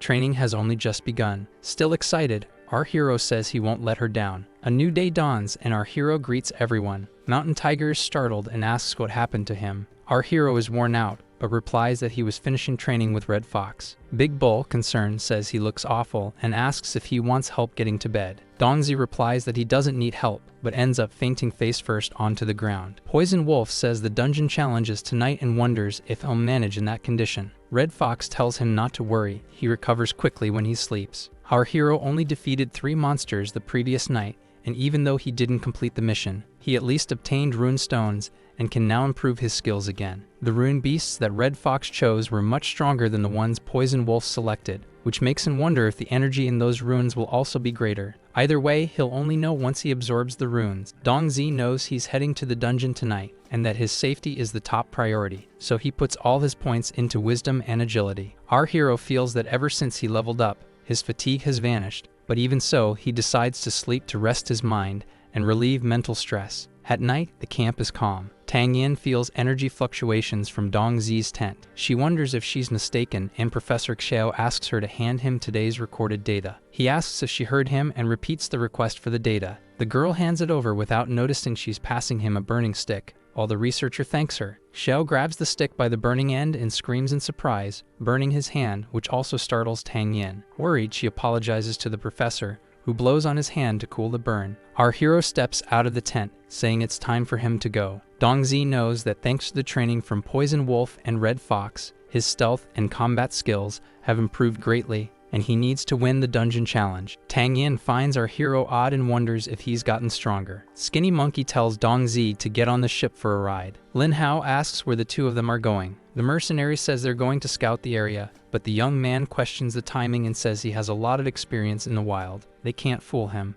Our hero surprises Lin Hao with a jump that lands him on the ship, and once on board he thanks for the ride. Skinny Monkey replies not to worry and to hold on tight. The spoiled boy complains, telling them to wait and come back. Poison Wolf wishes that Dongzi returns safely, and Red Fox says that if he manages to become a rune master, he'll be an incredible one. This makes the mercenary leader comment that he thought she didn't like our hero, and he asks if she really thinks that highly of him. The mercenary responds that first, he has to come back alive. If he doesn't, then what she thinks doesn't matter. Meanwhile, Lin Hao picks a flower and calls out to Tang Yin, telling her to look at what he found. But not seeing her, the boy asks the professor where she is. Se replies that he thinks she's probably sleeping now. That leaves Lin Hao disappointed. During the trip, Skinny Monkey says there should be a backpack somewhere packed by Zhao Wood, and that it contains everything needed to survive in the wild. Our hero finds the backpack behind the mercenary's seat. Dongzi knows he has no way to thank him enough for introducing him to the Blood Wolves, and that if it weren't for that, he'd still be a naive student who would have died in the dungeon. Skinny Monkey says he'll wait outside, and that Dongzi must make sure to come back alive no matter what. Dongzi thanks him and says that if he doesn't return, he should thank him for everything and ask Zhao Wu to look after Bai Xiao. The mercenary tells him not to get emotional and to stay calm. Our hero agrees, no matter how much he's trained, he needs to stay calm and be ready for anything. A noise on the ship catches Dongzi's attention and he looks back. Tang Yin appears, asking where they're going and saying it looks fun, and asks to go with them. This startles Dongzi and surprises Skinny Monkey. Our hero asks where she came from. The girl replies that she knew he was going somewhere and followed them. He asks why she would do something like that. The mercenary says there's no time to take her back, so they'll have to bring her along, but she broke the rules, and if anything happens to her, he won't be responsible. Tang Yin says not to underestimate her and reveals that she's a rank F rune master. Dongzi notices they're the same age, but she awakened early, and some families have power and influence, and their members awaken sooner, and that people like that live completely different lives from ordinary people like him. The girl asks again where they're going. With no other choice, our hero tells her everything. Tang Yin is stunned when she hears about the dungeon challenge and the awakening medicine. Dongzi says that something rich people like her, who live in ivory towers, have never stepped foot in. Tang Yin replies that she's rich and beautiful too, but that's not the point, and he says that either way, he needs it, and it's going to be dangerous. She understands that our hero is risking everything to become a rune master, something that came easily to her, but that he has to fight with everything he has just to get a chance to awaken. Tang Yin asks why he wants so badly to become a rune master. Dongzi says he could say it's because he wants to be strong, hold his head high, and be admired. Our hero looks up at the moon in the sky and says that honestly, he just wants to be able to protect the people he loves. The girl watches him and reaches out her hand, saying she believes in him and that he'll definitely come back and become a rune master. Dongzi thanks her and shakes her hand. At that moment, the trio arrives at the marked location. A man asks for the pass to enter. Our hero hands over the pass. As soon as they look at Dongzi's file, the men start laughing, saying he's just another piece of trash looking for his own death. Tang Yin gets angry and asks what they just said, but the two mercenaries aren't intimidated and mock her. Skinny Monkey says that this is the wild, and if she offends the wrong people here, she might end up dead. The man throws the pass back to our hero, saying he can go in. With that, the trio moves forward until they come across a strange energy portal, the entrance to the dungeon. Tang Yin comments that this is the entrance. She looks to the side and asks how they're keeping it suppressed. Skinny Monkey says it looks like the tomb of a powerful rune master, and the dungeon used to block the monsters before its end. Dongzi asks why they're allowed to enter. The mercenary replies that there could be many reasons, and the Ash Gang has probably already investigated everything, so he shouldn't worry about that. He should focus on making it out alive. Someone asks if that isn't Dongzi, catching our hero's attention. Fang Ji, surrounded by warriors, says he never expected to find trash like him here. Our hero asks what he's doing there and remembers the awakening ceremony from a few days ago, but the boy tells him to shut up, saying he doesn't know anything. Dongzi laughs, realizing that Fang Ji failed to awaken, which means he's also trash. The boy gets furious and again tells him to shut up and not compare him to someone like him. Fang Ji says his parents hired experienced bodyguards for him, so once he enters the dungeon, all he has to do is wait. Unlike a bothersome piece of trash like Dongzi, he says Dongzi better pray they don't meet inside, because out there it's the wilds, and even if he kills him, no one will care. The boy declares that there is only one awakening potion, and it belongs to him. Dongzi is just a stepping stone on his path to becoming a rune master. Skinny Monkey asks who this arrogant brat is, and if they should take him out. Our hero answers, yeah, why not? Fang Ji desperately calls for his parents. His mother asks who dares to bully her son, while his father comments that it's the school trash they saw last time. Dongzi asks if Skinny Monkey can still take him out, but the mercenary goes silent. Fangji's father asks if he's not part of the Poison Wolf group and warns that he has deep connections in Kingxi district, and if he dares touch his son. Laughing, the mercenary says he was just joking. Skinny Monkey reveals that the man works for the minister and they can't interfere, but Dongzi says it's fine. Inside the dungeon, their power means nothing. At that moment, someone shouts for them to move aside, rushing past our hero and Fangji's father and firing a shot into the air. That's Yujin, rank D, leader of the Ash Gang, who grabs everyone's attention and says he doesn't care about identity or power. This is his territory. There's only one bottle of the awakening potion, and if they want it, they better follow his instructions. Skinny Monkey warns that Yujin is a maniac and really isn't someone they want to mess with. Tang Yin asks why and what that guy has done. The Ash Gang lives in the wilds raiding trade convoys. The Kingxi police tried to eliminate them, but since they know the terrain, the police hunted them for 3 months and still failed. After that, their leader blew up 10 expensive patrol buses in retaliation and sent several rune beast claws to the minister as a warning. Dongzi agrees that he's insane. Fangji points at Yujin and asks why his father doesn't arrest him now and force him to hand over the awakening potion. His father quickly covers his mouth and tells him to be quiet, warning that man is rank D and even he isn't a match for the gang leader. Yujin fires a warning shot, saying he heard something interesting, but that he's generous and will let it slide this time. Next time, though, he'll hang his body for the monsters. After that, he says the rules are pretty simple. Inside the dungeon, there's a primal forest filled with many rank F rune beasts. They need to reach the deserted death god palace in the center. Inside, there's a statue of the god of death, and at its feet is a large chest. Whoever brings it back will receive the awakening potion. But they only have this one night. Once the sun rises, the place will automatically shut down for 3 months, and if they don't make it out, they'll become food inside. Tang Yin knows that regular people will struggle even against weaker rank F monsters, which means this challenge will be extremely dangerous for Dongzi. On the other hand, Fangji begins crying in his mother's arms, saying he doesn't want to go in there, but she tells him that if he wants to become a rune master, he has to. Skinny Monkey says he's sure Dongzi will come back in one piece. He wishes him luck and says he'll be waiting there for him. Dongzi thanks him. Tang Yin hands something to our hero, who asks what it is. She explains that it's an armband with an emergency airbag. Once activated, it will inflate and form an air cushion to protect him from any fall. Skinny Monkey comments that it's expensive and single use, typical of a rich and beautiful girl, quite extravagant, but she says she just doesn't want Dongzi to die so easily. Yujin tells everyone to stop wasting time because the dungeon is about to open. Fangji is dragged by the bodyguards while kicking and screaming that he doesn't want to go, which leaves his mother embarrassed. Dongzi thanks her for the armband and says that if he comes back alive,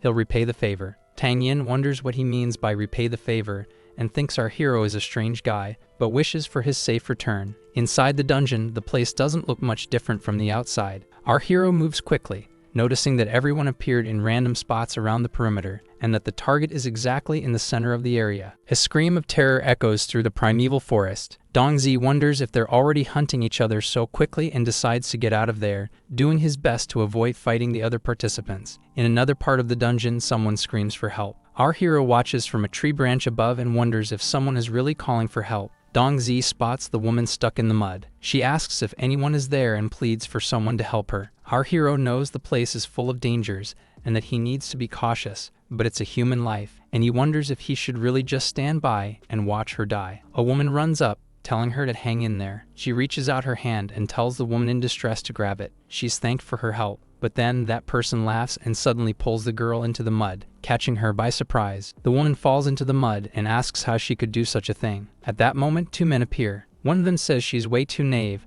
and that this is what she gets for trusting others so easily, while the other says she was just unlucky and that he's going to take her gear. The one who had called for help points a weapon at the woman, saying that in the jungle, sympathy and kindness will only get you killed, and she should remember that next time. Then she fires 2 shots, scaring the nearby birds. Our hero witnesses everything and becomes furious at the despicable methods being used to eliminate competitors. The thinner man senses something and turns around. He shouts, asking who's there and demanding they show themselves. Dongzi is surprised and wonders how they discovered him. The 2 men start running through the forest. Chasing our hero, they yell that he can't run and that he should just become their prey. One of them says this challenge is extremely fun and thrilling. Dongzi wonders if these people kill others just for fun, but notices that this group is slower, so he should be able to escape. A shot is fired and grazes the side of our hero's face. The woman asks if he can run faster than a bullet. That makes Dongzi realize that while guns are banned inside the city, outside the law always finds a way. With no escape, our hero dives into a bush to hide, while the outlaw says he won't be able to stay hidden for long. One of the bandits says he must be hiding somewhere nearby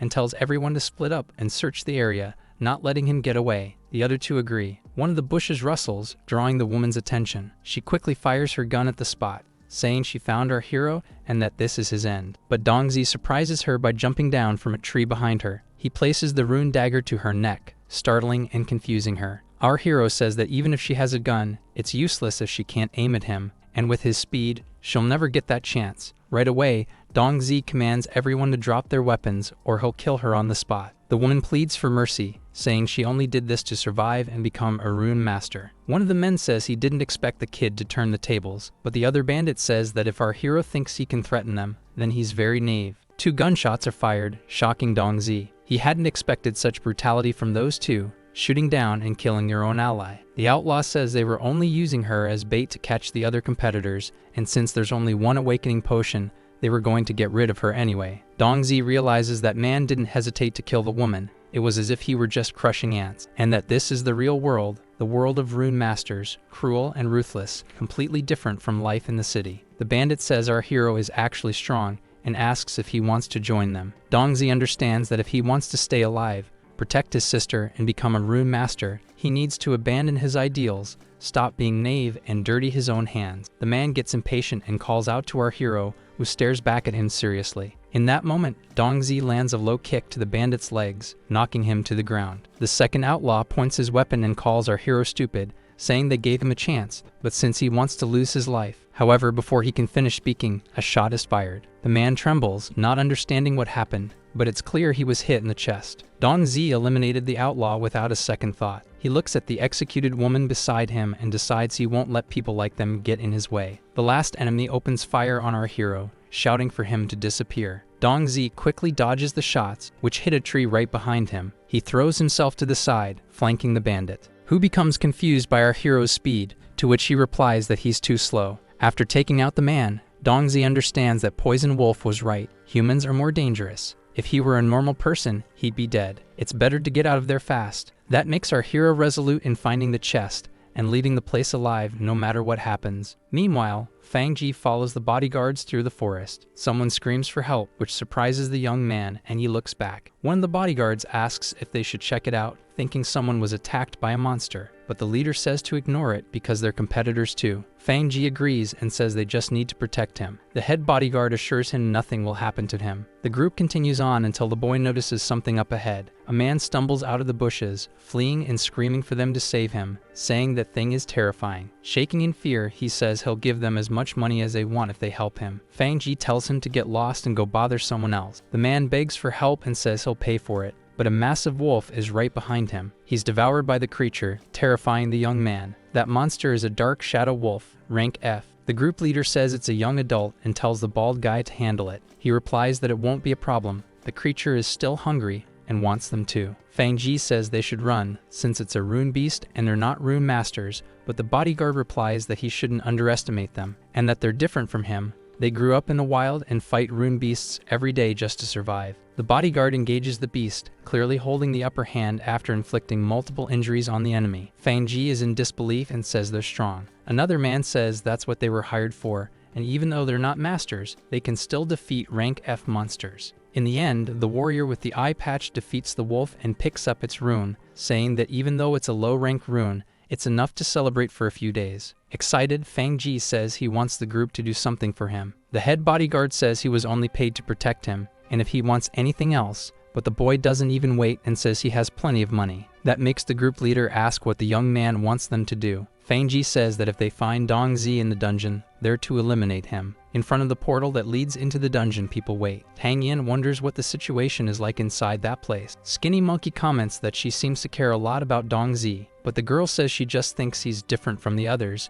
and is a bit curious. The mercenary agrees that our hero is different and that his combat ability is beyond normal, but Tang Yin says the competitors aren't weak either. Skinny Monkey says it's more than that, as he looks at Fang Ji's parents. He's not worried about the rune beasts in the dungeon, but about the other competitors. Tang Yin knows that 3 hours have passed and that our hero must have reached the Death God's palace. Dongzi finally arrives in front of the abandoned palace. He realizes he seems to be the first to get there, and that was thanks to the hiding technique Red Fox taught him. It helped him evade both rune beasts and people, allowing him to arrive so quickly. Dongzi senses something and quickly jumps back, managing to dodge an attack. After dodging, he notices a sword stuck in the ground. The bodyguard leader comments that our hero's reaction speed is impressive. Dongzi wonders if they're Fang Ji's protectors. The young man says they just arrived there and didn't expect him to get there so fast too. Our hero asks what he wants. Fang Ji replies that it's to fulfill the promise of eliminating trash. Dongzi now understands that the guy hates never being able to surpass him, and in the end, he asks if he's sure he wants to face him. Fang Ji tells our hero to shut up and says he promised he'd make him regret ever challenging him. With that, the young man orders his bodyguards to execute Dongzi, and all the warriors charge into battle. The leader of the group attacks with a powerful punch, but our hero dodges quickly. The ground cracks from the blow, and Dongzi realizes he has to be careful. These enemies have already reached the peak of normal human combatability. A blade approaches our hero's back, but he senses it in time and dodges the strike, landing a kick on the enemy's leg. This surprises the group leader, who comments that his speed is terrifying, almost equal to a rank F rune master. One of the henchmen asks if he took something. Fang Ji shouts, asking what they're doing, and tells them to take him down. He's just a normal human. A tongue suddenly lashes out and grabs one of the bodyguards by surprise. He cries for help as a red striped toad, rank F, reveals itself. The creature devours him on the spot, making the bald warrior scream for him, and the group leaders say he didn't expect another rune beast to be there. Fang Ji tells them to forget that and go inside the palace. The chest inside is the main objective. The head bodyguard looks at our hero and pulls something out from one of his utility pouches. He says it's for him and throws something at Dongzi that explodes on impact with his body. The group leader says it's a powder made from the female of that monster species, and it'll make him the creature's priority target. They all flee into the palace, and one of the bodyguards says that no matter how strong he is, he won't stand a chance against that beast and won't be alive much longer. Fang Ji says the awakening medicine will be his, and tells our hero to fight hard not to become food for the red striped toad. Dongzi complains that they've always lived in the wild, which is why they have these weird things with strange effects. The monster attacks again with its tongue, but our hero jumps and fires at the creature, knowing he must eliminate it and reach the chest quickly. The bullets have no effect, and Dongzi expected that normal ammo wouldn't be effective, but he knows he can win. The monster's weak spot is its belly, and he's had a similar experience hunting boars. The creature's tongue hits the weapon in his hand, disarming him. Our hero climbs a tall branch, aware that this is still going to be very difficult to deal with. However, he realizes that red striped toads can't distinguish scent. They use vision to hunt and are sensitive to movement, which gives Dongzi an idea. Our hero throws his jacket far away, telling the monster to look at the piece of clothing. The creature quickly attacks the jacket, exposing its belly. Dongzi knows this is his chance, and he quickly strikes the rune beast's weak point, executing it just as the system notifies him that only one more monster remains to complete the mission. Our hero feels relieved and believes that having read more books was truly a good decision. He puts his jacket back on and moves toward the palace, vowing to settle the score with Fang Ji. The door to the place slowly opens. The group of bodyguards enters the main hall along with Fang Ji, who becomes excited, saying that now that our hero has lost his life, all he has to do is take that thing out and become a rune master. The masked warrior says he's feeling something strange in there, but the group leader tells him to be quiet and stop saying unnecessary things. The bald bodyguard says he's going to grab the chest, but at that moment, someone tells them to stop. Our hero enters the place and declares that it belongs to him. Fang Ji is in disbelief and asks how he's still alive. The leader of the bodyguards wonders if he really defeated the red striped toad, which should be impossible. Fang Ji says he didn't expect Dongzi to escape from the monster and comments that he's an idiot for coming there, like he wants to die. The boy orders the warriors to get rid of our hero and make sure he doesn't escape again. Right then, the entire place starts to shake, sending dust and small stones falling from the ceiling. The boy is stunned and asks what's happening. The statue cracks and crashes to the ground, leaving everyone shocked. A reptilian paw emerges from the rubble. A horned leopard lizard, rank F, appears. Dongzi tenses up, knowing that this is one of the strongest monsters in rank F and is close to becoming rank E. Our hero notices the creature is injured and wonders if it fought the red striped toad over territory. Fang Ji asks what they should do now. The group leader realizes the Ash gang didn't send their own members because of this and are using them as cannon fodder. The head bodyguard says their only choice is to attack and hope they make it out alive in the end. The rune beast spots the warriors and quickly repels them, grabbing one of the humans. Dongzi believes the monster must be enraged after being wounded. The captured bodyguard screams as he's dragged toward the creature's mouth, begging not to be eaten. He pleads for help from his first brother, but the group leader only calls out to him, unable to do anything. Frustrated, the mercenary leader pulls out an item while cursing the beast. He pulls the pin from a hand grenade and throws it at the monster, injuring its head with an explosion. Fang Ji cheers and tells him to throw more, but they reply that they don't have any more grenades. That enrages the rune beast even more, and with a leap, it chases after the two bodyguards who start to flee. But both are crushed by the monster's reptilian paws. Fang Ji pleads for his mother and father to save him. Dongzi tells him to stop screaming and run, or he'll be the next one to die. The boy says they studied together for years and begs our hero to save him, but he replies that he should stop crying. He's in danger too. He tells him to climb that rock for now. Fang Ji says he can't climb and begs to be saved. Dongzi looks back and grabs the boy. Our hero tells him he's useless and that if he doesn't want to be eaten, he'd better try harder, but the boy is so scared he's nearly wetting his pants. Both are now on top of the rock, and Fang Ji says they're going to die and asks Dongzi to come up with a plan. Our hero says he only has 3 grenades, and they might not be effective against the rune beast. The monster roars, and Dongzi says it doesn't matter since he has no other choice, then throws the explosives, which land inside the creature's mouth. After that, an explosion occurs and Fang Ji asks if the thing is dead, but Dongzi says he's not sure. The rune beast paw rises again,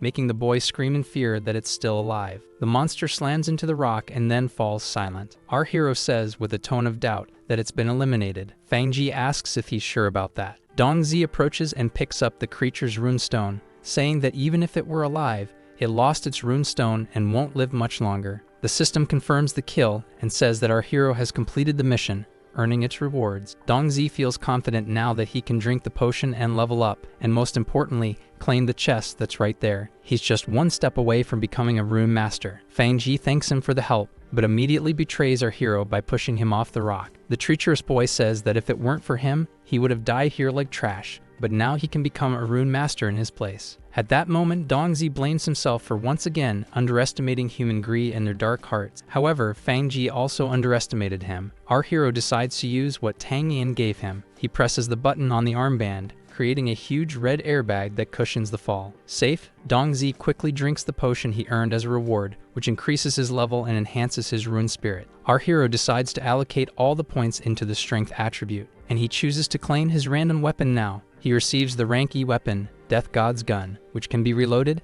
has 3 rune slots, and can use the user's rune energy or runes to fire energy blast. Fang Ji is shocked to see Dongzi alive and armed. He wonders how our hero survived and how he obtained that rune weapon. Since he's not a rune master, he questions if that's even possible. Dongzi aims and says that if he has any doubts, he should go ask Hades in hell. In the end, a shot is fired, scaring the birds in the forest. Fang Ji is hit by the blast. Eventually, he falls from the rock, screaming, and slams into the ground with full force. Our hero feels relieved that it's over, but the entire place is still dangerous, and he needs to grab the chest and get out of there. Dongzi approaches the chest as the system informs him that he has reached his human limit. This makes him realize that if he doesn't become a rune master, that will be his cap, but with the awakening medicine, he won't have to worry about that anymore. Our hero knows the road ahead will be difficult, but he won't give up. Outside the dungeon, gang members are drinking in celebration of the Ash Gang. Tang Yin says that dawn is approaching and asks why Dongzi still hasn't come out. Skinny Monkey tells her to wait a little longer. Fang Ji's mother is worried about her son, while the boy's father says he has the protection of 4 experienced bodyguards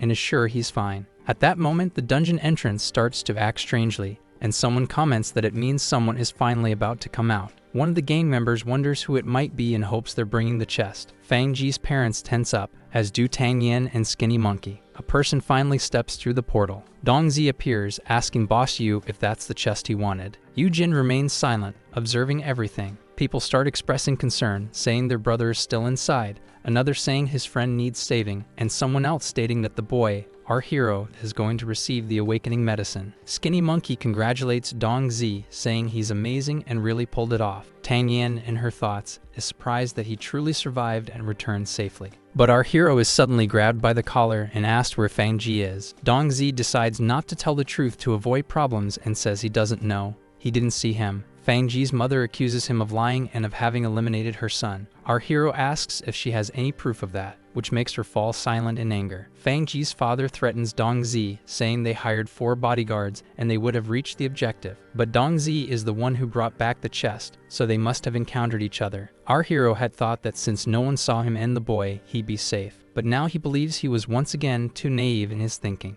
The boy's mother throws herself into her husband's arms, crying over their son's death, and that leads the father to declare that he's going to execute Dong Zi right there. Yu Jin steps between them, asking if they really dare act arrogantly in the Ash Gang's territory, and demands to know if they asked for his permission. Fang Ji's father tells him to get out of the way. He wants to finish off our hero. Yu Jin replies that the boy has something he wants, and now also owes him a favor, so if they lay a finger on Dong Zi, they won't make it out alive. Skinny Monkey says that the gang leader is crazy, but he keeps his promises, and our hero says that if they didn't keep their promises and rules, the gang wouldn't be this big. Fang Ji's father knows that Yu Jin is a serious problem to deal with, and that staying alive is more important now, but he's certainly going to find a chance to execute Dong Zi before they return to the city. He accompanies his wife back into the ship. However, he warns that our hero will pay for what he did to Fang Ji. With that, the ship ascends into the sky. Dong Zi says it was the boy who tried to eliminate him, so why is he being seen as the bad guy? Someone throws a bottle to our hero, leaving him confused about what it is. Yu Jin says it's the reward. Dong Zi asks how he could throw something so important, and what if it had broken? The outlaw answers that if it had, then he wasn't destined to have it. The gang leader confirms our hero's name and says he'll remember him, and that if he ever decides he doesn't want to live in the city anymore, the Ash Gang will accept him anytime. Our hero asks if Yu Jin thinks he can't survive in the city, and Tang Yin asks about the protective armband she gave him. Dong Zi replies that it was a huge help, and that if it hadn't been for it, he wouldn't have survived. The girl gets excited and asks him to tell her what happened inside the dungeon. Skinny Monkey interrupts the conversation and says that's not the place to talk about it. They should return to camp first. That makes our hero glance to the side, where many are eyeing his prize, clearly ready to try and steal the potion. Dong Zi says he's right, and it's better they leave first. The group begins heading back toward the small ship. Skinny Monkey tells him to drink the potion now, just in case of an accident, and reminds him it will take time to take effect. Tang Yin agrees and says they can talk more later. Our hero agrees with what they said and knows that Fang Ji's parents are after him now, so he needs to become a rune master as quickly as possible to protect himself. Dong Zi says he'll be in their care in case anything goes wrong. The girl tells him not to worry and says she's sure he'll be fine. Our hero looks at the bottle in his hand, knowing that once he drinks it, he'll either become a rune master or lose his life. But there's no reason to hesitate, and so he drinks the entire awakening potion. He needs to become a rune master. By morning, the ship is still en route. After finishing the awakening potion, the bottle falls to the deck of the ship, and Dong Zi starts to feel ill. Tang Yin asks if he's okay. Skinny Monkey says to leave him alone, because the process after taking the potion is painful, and only after going through it will he become a rune master. The girl understands that even though it's so painful, our hero isn't saying a word. He's risking his life to gain something she got easily. That makes her wonder if he wants to become a rune master that badly. Our hero feels as if he's being boiled in scalding oil and buried in a frozen mountain at the same time. But he knows he must endure it if he wants to become a rune master, and he's determined to make it happen. Explosions occur near the ship. Tang Yin screams, asking what just happened. Skinny Monkey tells her to hold on and warns they're under attack. A ship pursues the trio, firing missiles at them. Fang Ji's father says he'll get revenge for his son. With that, he continues firing at the group ahead. Tang Yin says it's that same couple from before. Skinny Monkey curses, realizing they really do want to kill Dong Zi. The girl asks what they can do now. The mercenary replies that they must not disturb our hero and need to try to escape first. He quickly descends the vehicle toward the forest and says their ship is small, so once they enter the forest, they should be able to get away. Fang Ji's mother asks if they really think they can escape so easily, and they quickly fire rune explosion missiles at the group. 2 bombs are launched and then explode just below in the forest. Tang Yin asks if they're insane. If they do that, it could cause a mass attack in the city. The mercenary complains that they can't hide there anymore. He quickly rises back into the sky, escaping possible attacks from rune beasts and the explosions. Fang Ji's father laughs, saying they can't escape anymore now. He quickly opens fire again on the small ship. Skinny Monkey keeps complaining about the situation while dodging the bullets. He says this has gone too far already and tells Tang Yin to switch seats with him and pilot the ship, which catches her by surprise. The mercenary asks if she knows how to fly it. The girl says she got her license 2 years ago, but has never actually flown one before. Skinny Monkey, in a hurry, says they don't have time to argue now and tells her to take the controls immediately. He gives her instructions to fly in a zigzag pattern. If she flies in a straight line, they'll be easy targets, and while she does that, he'll return fire. The girl replies, "Okay." The mercenary opens fire with a rifle at the enemy ship. The bullets hit the vehicle, but cause no damage. Fang Ji's father says that not even rank E monsters can damage the ship, and that a rank F rune master would do better to give up. Skinny Monkey throws 2 grenades, making Fang Ji's mother yell at her husband to be careful. The bombs explode, blinding them both. This causes her husband to activate voice-controlled autopilot. The couple's ship starts to turn around after that, prompting the mercenary to say that even if they are rank E, they were still defeated by his flash grenades. At that moment, the claws of a bird approach Skinny Monkey from behind, but Tang Yin shouts for him to watch out, making him duck and dodge the attack. He complains that the flash grenades must have attracted that red-tailed gull to them. The monster quickly damages one of the ship's engines. The vehicle's system displays a failure in the left engine, surprising Tang Yin. She quickly reports the issue and says she can't keep the ship stable, and that they're going to crash. She yells for everyone to brace for impact. The ship crashes into several branches, snapping them along the way, until finally it hits the ground and explodes. Fang Ji's father complains about his eyes and asks where that group went, but he notices something ahead that confuses him. The smoke from the explosion among the trees makes him laugh, saying they crashed into the forest. His wife says they should go take a look. Her husband comments that even God wants our hero gone, and today will be his end. The ship is completely destroyed on the forest floor. Skinny Monkey crawls out coughing and asks if Tang Yin is okay. She replies that she is. At that moment, Fang Ji's father approaches, saying they survived, but they shouldn't think they'll make it out alive. His wife asks where Dongzi is and says she'll take him down with her own hands. The mercenary becomes tense knowing the enemies are rank E. He's no match for the two of them, not to mention that Tang Yin is also there, and it'll be even harder if he has to protect her. A blade swings and nearly hits Fang Ji's father, who's caught off guard, but in fact he receives a cut to the face, leaving him confused. Tang Yin wields 2 pink swords, saying that since they can't run anymore, they'll have to fight them head-on. She reveals herself as a rank E rune swordswoman. Fang Ji's mother asks if that girl is also a rune master, and her husband replies that based on her aura, she seems to be rank E like them. Skinny Monkey asks if it's true and says that if so, he won't have to worry so much about her. The woman grips a spear and says that even if Tang Yin is rank E, she's just a spoiled girl with no combat experience, and it's still 2 against 1. After that, Fang Ji's mother attacks the girl, telling her to blame Dongzi for her end. Tang Yin dodges the attack with a jump. Meanwhile, the boy's father charges at Skinny Monkey, saying that as soon as they deal with the 2 of them,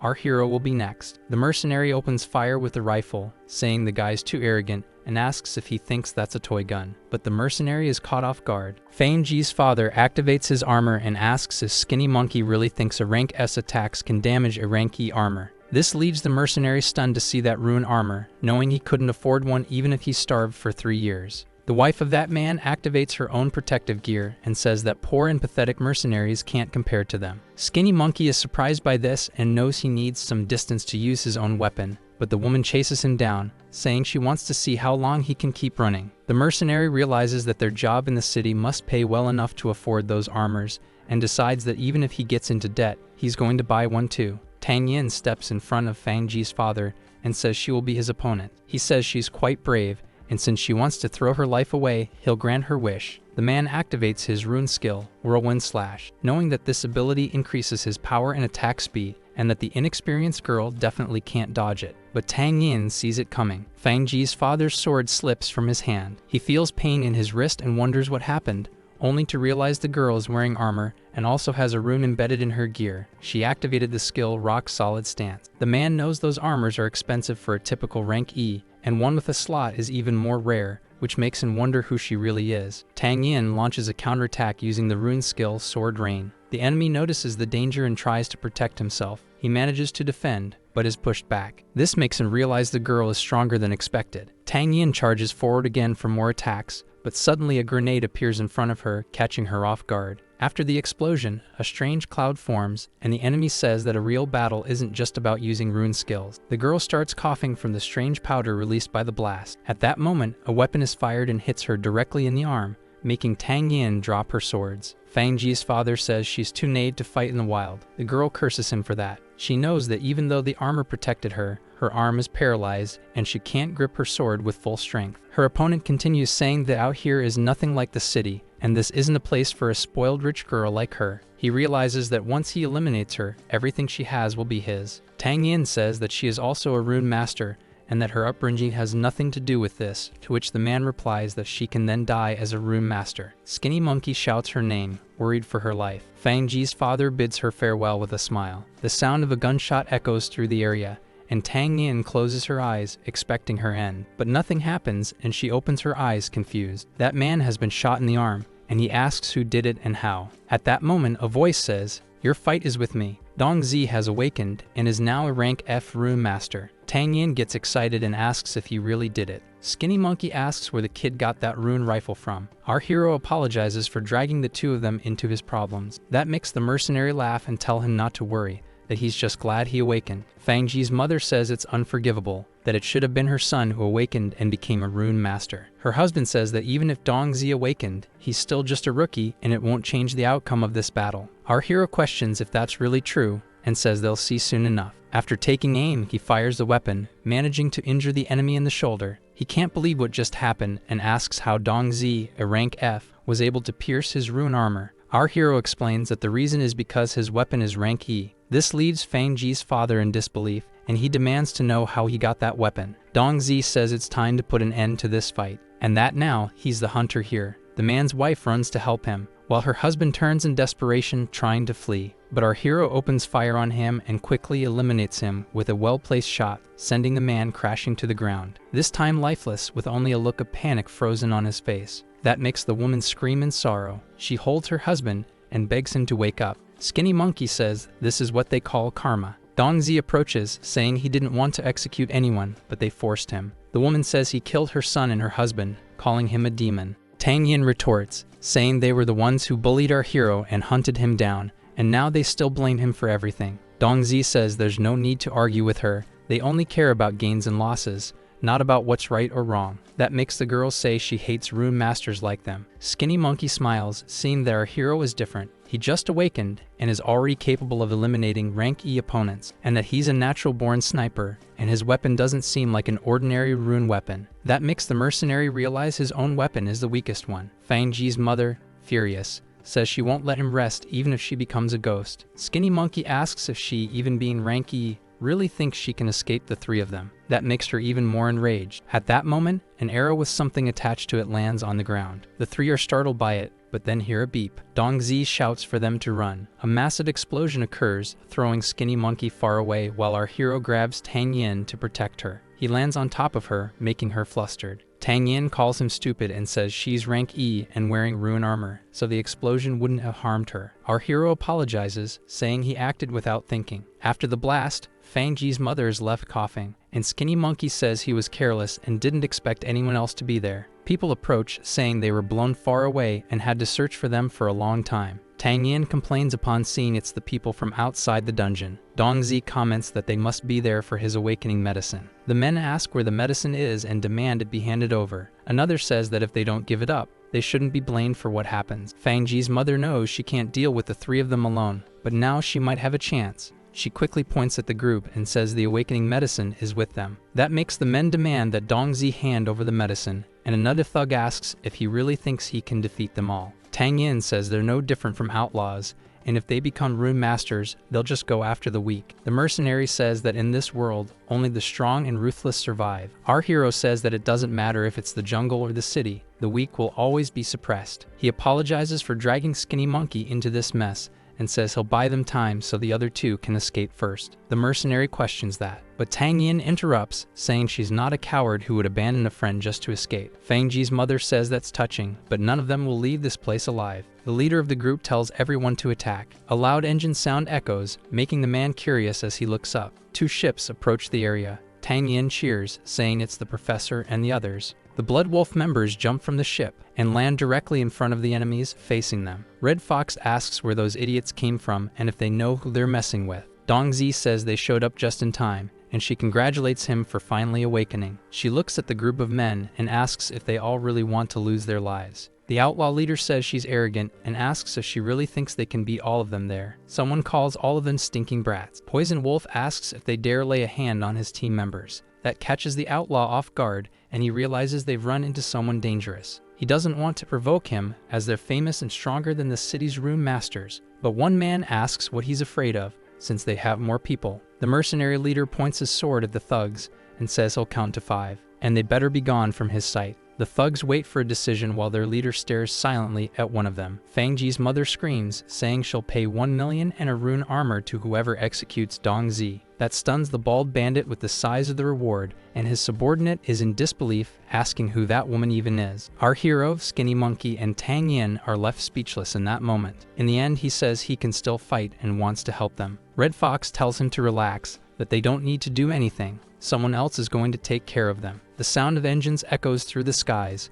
catching Dongzi's attention. Several yellow ships appear in the sky. This surprises and confuses our hero, who wonders who they are. A weapon system locks onto 4 different targets from that group of bandits. The outlaw leader says they're being targeted, and his subordinate asks what's going on, and if those people came to start a war. Fangji's mother knows that system could easily blow up a rank A rune beast, and it's rare to find one of those in Qingshai. She wonders how so many showed up here. Tang Yin watches it all with a serious expression. Our hero gets excited and says he didn't know their team could call in so many warships, but she calls him silly. Poison Wolf asks if they still want to fight. The bandit leader says that with that many warships, they'll be executed instantly. That makes the head of the Blood Wolf gang confident, and he repeats that he's giving them 5 seconds to disappear. He begins the countdown, and all the enemies start fleeing the area. Fangji's mother threatens our hero, saying he better not return to the city, or she'll turn his life into a real nightmare. With that, she escapes in the ship, taking her deceased husband's body. Dongzi thanks Red Fox, saying it seems he owes her another favor, but she says it was all courtesy of Miss Tang. Our hero asks who she really is. At that moment, someone calls out for Tang Yin. Lin Hao says she had everyone worried. The girl apologizes to the professor for worrying him. Xiao says that after she disappeared, they called her father,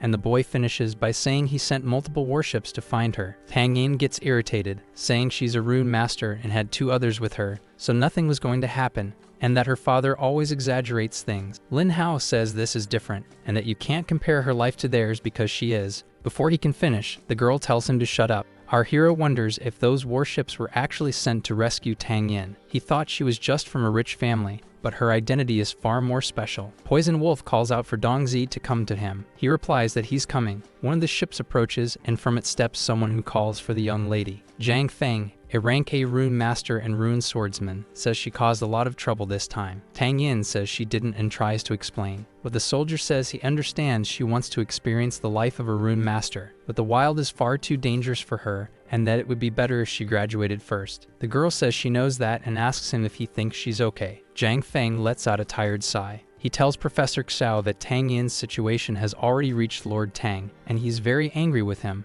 Lin Hao asks if that's true. Xiao immediately says that it is his fault, and that as soon as they return to Yijing, he'll hand in his resignation letter. Tang Yin says the professor isn't to blame for anything, and that it was Shiwo. But Zhang Feng interrupts her, saying it doesn't matter. Someone needs to be held responsible, and he asks her how he's supposed to explain this to her father. Those words bring silence to everyone. The rune master asks if all those people were after Tang Yin, and that makes him want to know who their real target was. He orders Lin Hao to answer the question. The young man says he believes the target was Dongzi. Zhang Feng looks at our hero with a doubtful expression and decides that he needs to speak with Dongzi. Poison Wolf says he knew our hero wouldn't disappoint him and celebrates that he truly became a rune master. Mountain Tiger says he heard the awakening potion can also enhance the rune spirit and asks Dongzi how much his spirit improved. That makes our hero realize he forgot to check his status window because he was too busy fighting. He opens his status screen to check his progress, and is surprised and confused to see that his rune spirit is at 101%, wondering what that even means. The system provides an explanation, and Dongzi understands that his rune abilities are more powerful than normal. He wonders if doubling the value would make them even stronger, and since his spirit is above 100%, He can absorb rune energy much faster than geniuses who had exactly 100% rune spirit. This makes him realize that it means he went from being trash to someone better than the geniuses. Red Fox calls out to Dong Zi, who's lost in a dream world, and asks if he became stupid, and if that's a side effect of the awakening medicine. He finally snaps out of his daydream and apologizes, saying he's just not used to being a rune master yet. Poison Wolf says that the difference between a normal person and a rune master isn't that big in terms of compatibility, and now he has more responsibilities and duties. Our hero says he understands that, and that it's not just a noble title, but the final line of defense for humanity. That makes Jiang Feng say he's pretty sharp, but then he asks how strong Dong Zi really is. Dong Zi turns and asks who he is. Skinny Monkey saw the man step out of the warship and knows he seems strong. Jiang Feng introduces himself as a rank A rune master,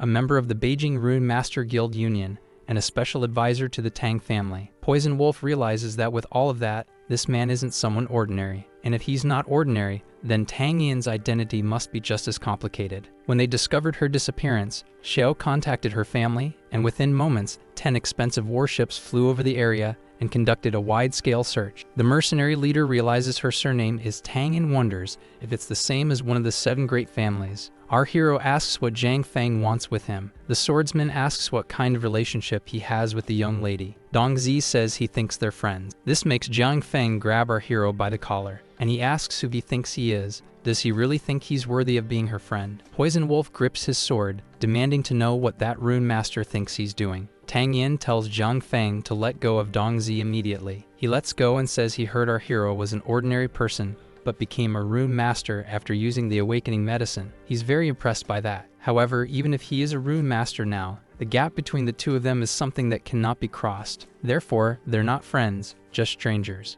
Tang Yin says she chooses her own friends, not him. Besides, it was Dong Zi who saved her life. Jiang Feng asks if she's sure about that and tells her not to forget the reason she was in that situation in the first place. And he asks what she thinks will happen to him if her father finds out the incident was caused by Dong Zi. Tang Yin knows that Jiang Feng isn't a bad person, and she understands he's discreetly warning her to keep her distance from our hero, so her father won't cause trouble for him. She responds that she understands and asks if they can go back now. Jiang Feng says he hopes she understands his actions here, but Tang Yin turns away and ignores him. She decides that one day she'll break free from her father's protection, because rune masters shouldn't stay trapped in cities. The wilderness is where they truly belong. Tang Yin tells Dong Zi that she learned a lot from him, and she hopes that they can fight side by side again in the future. Our hero had hoped for a more peaceful life upon becoming a rune master, but it seems their world is far more complicated. If you're not strong enough, then you're not even qualified to be someone's friend, and he'll continue to be looked down upon by stronger rune masters. The warships take off and leave.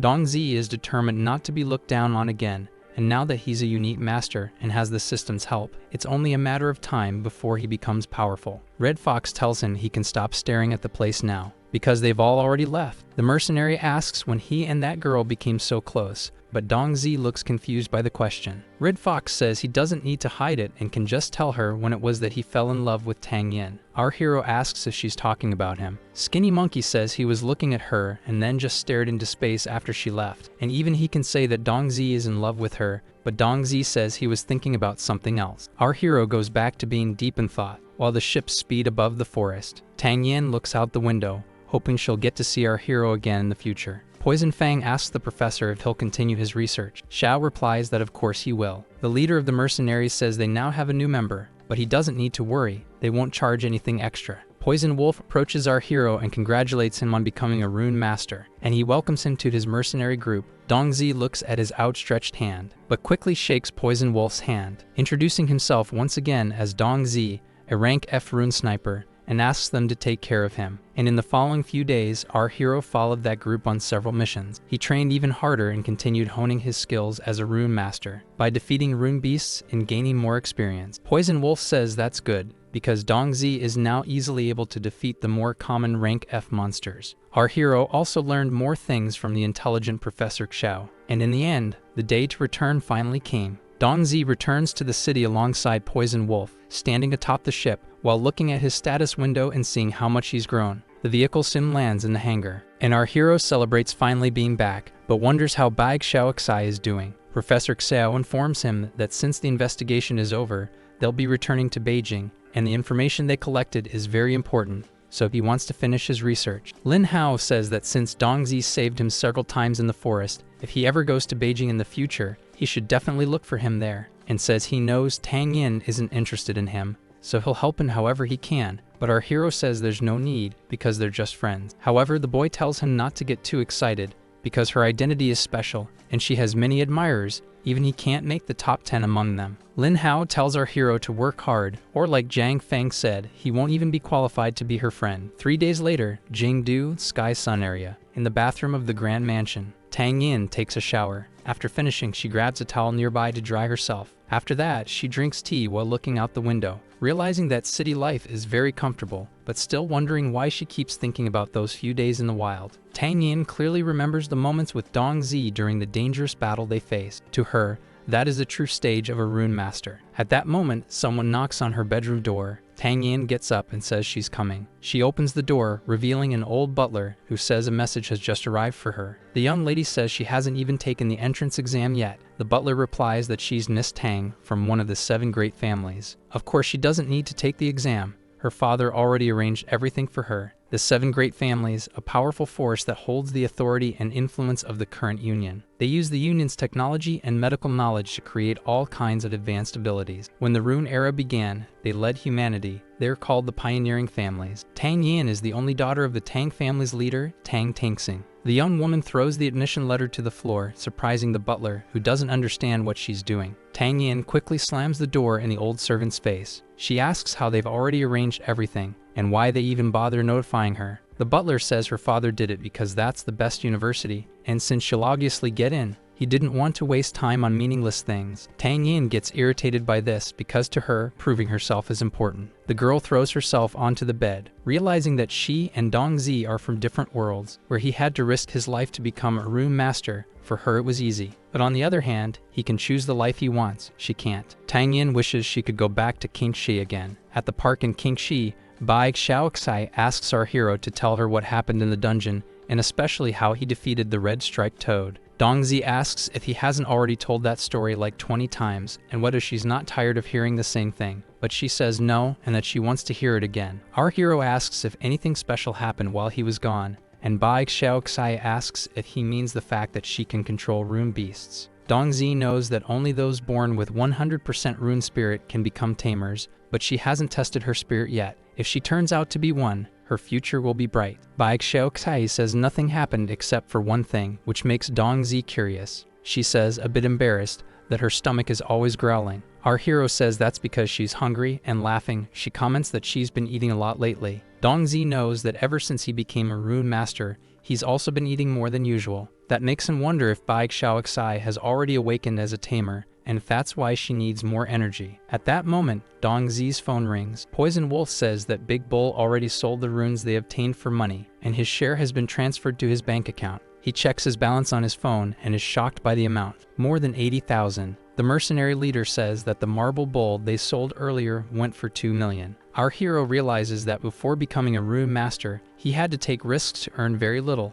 but now in just a few days, he's made more than he used to in a whole year. Poison Wolf says that they usually spend the money to have fun, but since Dongzi just joined, he should buy equipment, and Dongzi replies that he understands. The mercenary leader also says he can treat his friends to a good meal, which makes our hero think that celebrating with friends is a good idea. Dongzi asks Bai Xiaoxai if she wants to go eat seafood. The girl asks if he sold his body for money, and that makes her brother ask what kind of nonsense she's saying now. He says that he's a rune master now and got the money by selling the rune stones from the monsters he defeated. At a restaurant called Golden Glory, Bai Xiaoxai devours a chicken drumstick. She's already eaten way more than everyone else combined. Feng Ru comments that it's a high-class restaurant and asks if that meal must be expensive. Dongzi says that he's paying so they can eat as much as they want. And Zhou Zixian says that since our hero made a lot of money, they don't need to hold back. Our hero says that this is to celebrate the fact that the 3 of them became rune masters. The 4 of them clink glasses in celebration. Zhao Zixian says she's jealous that he's already been to the jungle,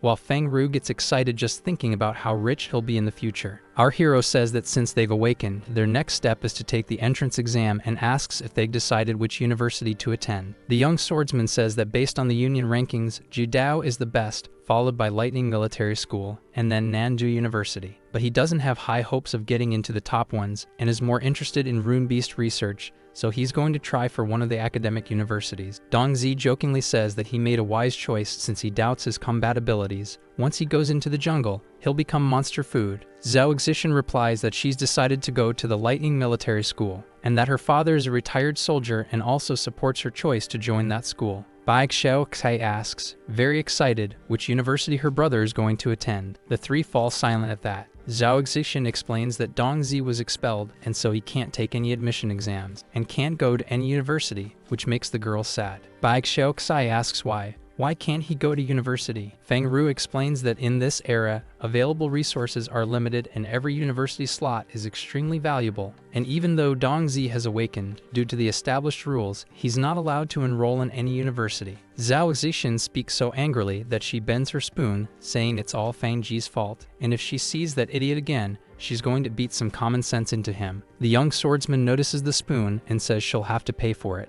Dongzi realizes they still don't know what happened in the jungle, but he thinks it's better if they remain unaware. Zhao Xixin says that if our hero wants to become a true rune master, he needs to graduate from university. Bai Xiaoxai asks what Dongzi plans to do now. He says that right now he already has a plan. That makes everyone curious, and Zhao Xixin asks what his plan is. Our hero asks if they've ever heard of the Tempest Thunder Trial. The two say no and ask what that is. Dongzi says it was Zhao Wu who told him about it. The former soldier explains that universities have very few spots, but the Union doesn't want to lose unorthodox geniuses, so they created this special recruitment exam. The Tempest Thunder Trial is hosted by the top 10 universities. It's another chance for ungraduated students to enroll through a special admission process. Bai Xiaoxei gets excited, saying that's amazing and that Dongzi will definitely pass the test and enter university. He agrees but says it's not that simple. Participants must survive 3 days on the island and must eliminate opponents or monsters to earn points. People from the top universities will observe everything and score everyone,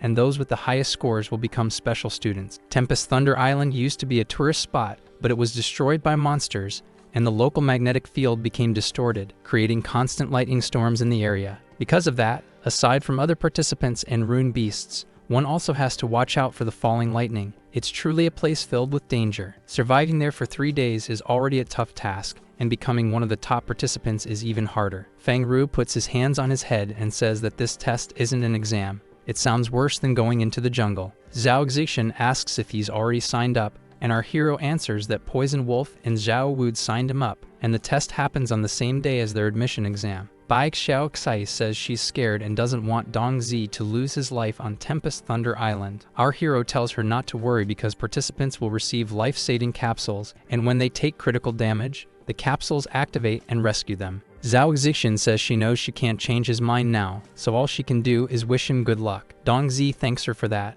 and the two clink their glasses. Later that night, our hero says goodbye to his friends and tells them he'll see them tomorrow. Zhao Xixin also says goodbye and tells the two of them to get home safely. Dongzi asks his sister if they should head back now, and she says she wants to go home and watch cartoons. Our hero senses something. After becoming a rune master, his senses have sharpened, and that helps him notice two people following him with ill intent. Dongzi walks through the streets lit by lampposts. Bai Xiaoxei gets scared and asks where they're going, since that's not the way home. Our hero tells her to be quiet and says he needs to take care of something. He tells her again to stay quiet and wait right there, and the girl says okay. Two people walk nearby, and one of them asks where the two went. Where did they disappear to? Fat Dragon says he saw them go in there, but now he wonders if he saw it wrong. Dongzi surprises them from behind, asking if they're looking for him. Morning says that last time our hero got lucky, but today they're going to settle things. Dongzi replies that it's fine by him. They'll settle it right now. He then lunges forward and punches Fat Dragon in the stomach, hard enough to injure him. Morning gets furious and charges at our hero to strike. The gangster grins as he throws a punch,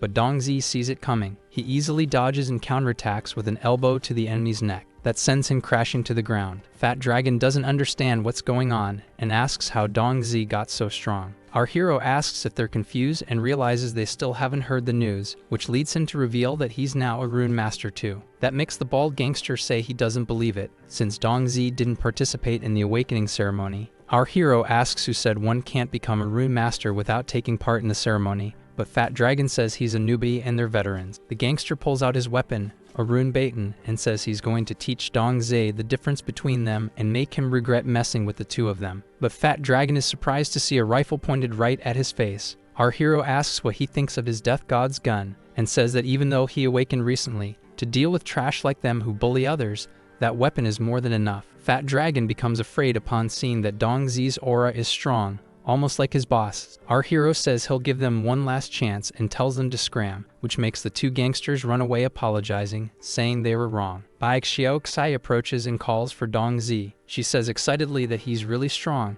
and that last time those two came to scare them. But now it was our hero who scared them off. He laughs, saying those two are weak. After that, Dong Zai says they should go home now, and his sister agrees. He knows that Zhou Wenlong is a problem, and there's also Fang Ji's mother. Even though he's a rune master, those two won't leave him alone and might try to go after his sister. Our hero understands that if he wants to protect Baek Xiaoxai, he'll either have to get rid of both of them or take her out of the Qingxi area. And if neither of those is possible, then he'll need to become strong enough to make them acknowledge him, or find a powerful backer so that neither of them dares to touch them easily. At the Zhaoxi Martial Arts Hall, our hero knees and punches a heavy bag, until he uses his rune power and delivers a powerful blow to the training object. Everyone there is shocked to see 3 machines destroyed on the ground. Dong Zai checks the new system mission telling him to undergo brutal physical training. A guy asks if he just awakened and became a rune master, and another says he saw him training there recently, and he was still just a regular human. The older boxer says he saw the strength of our hero's punch. It's over 800, leaving the 2 young men stunned. Dong Zai knows that Poison Wolf and Zhao Wu can handle Zhou Wenlong, but Fang Ji's mother is harder to deal with, so he needs to get stronger and find a reliable supporter.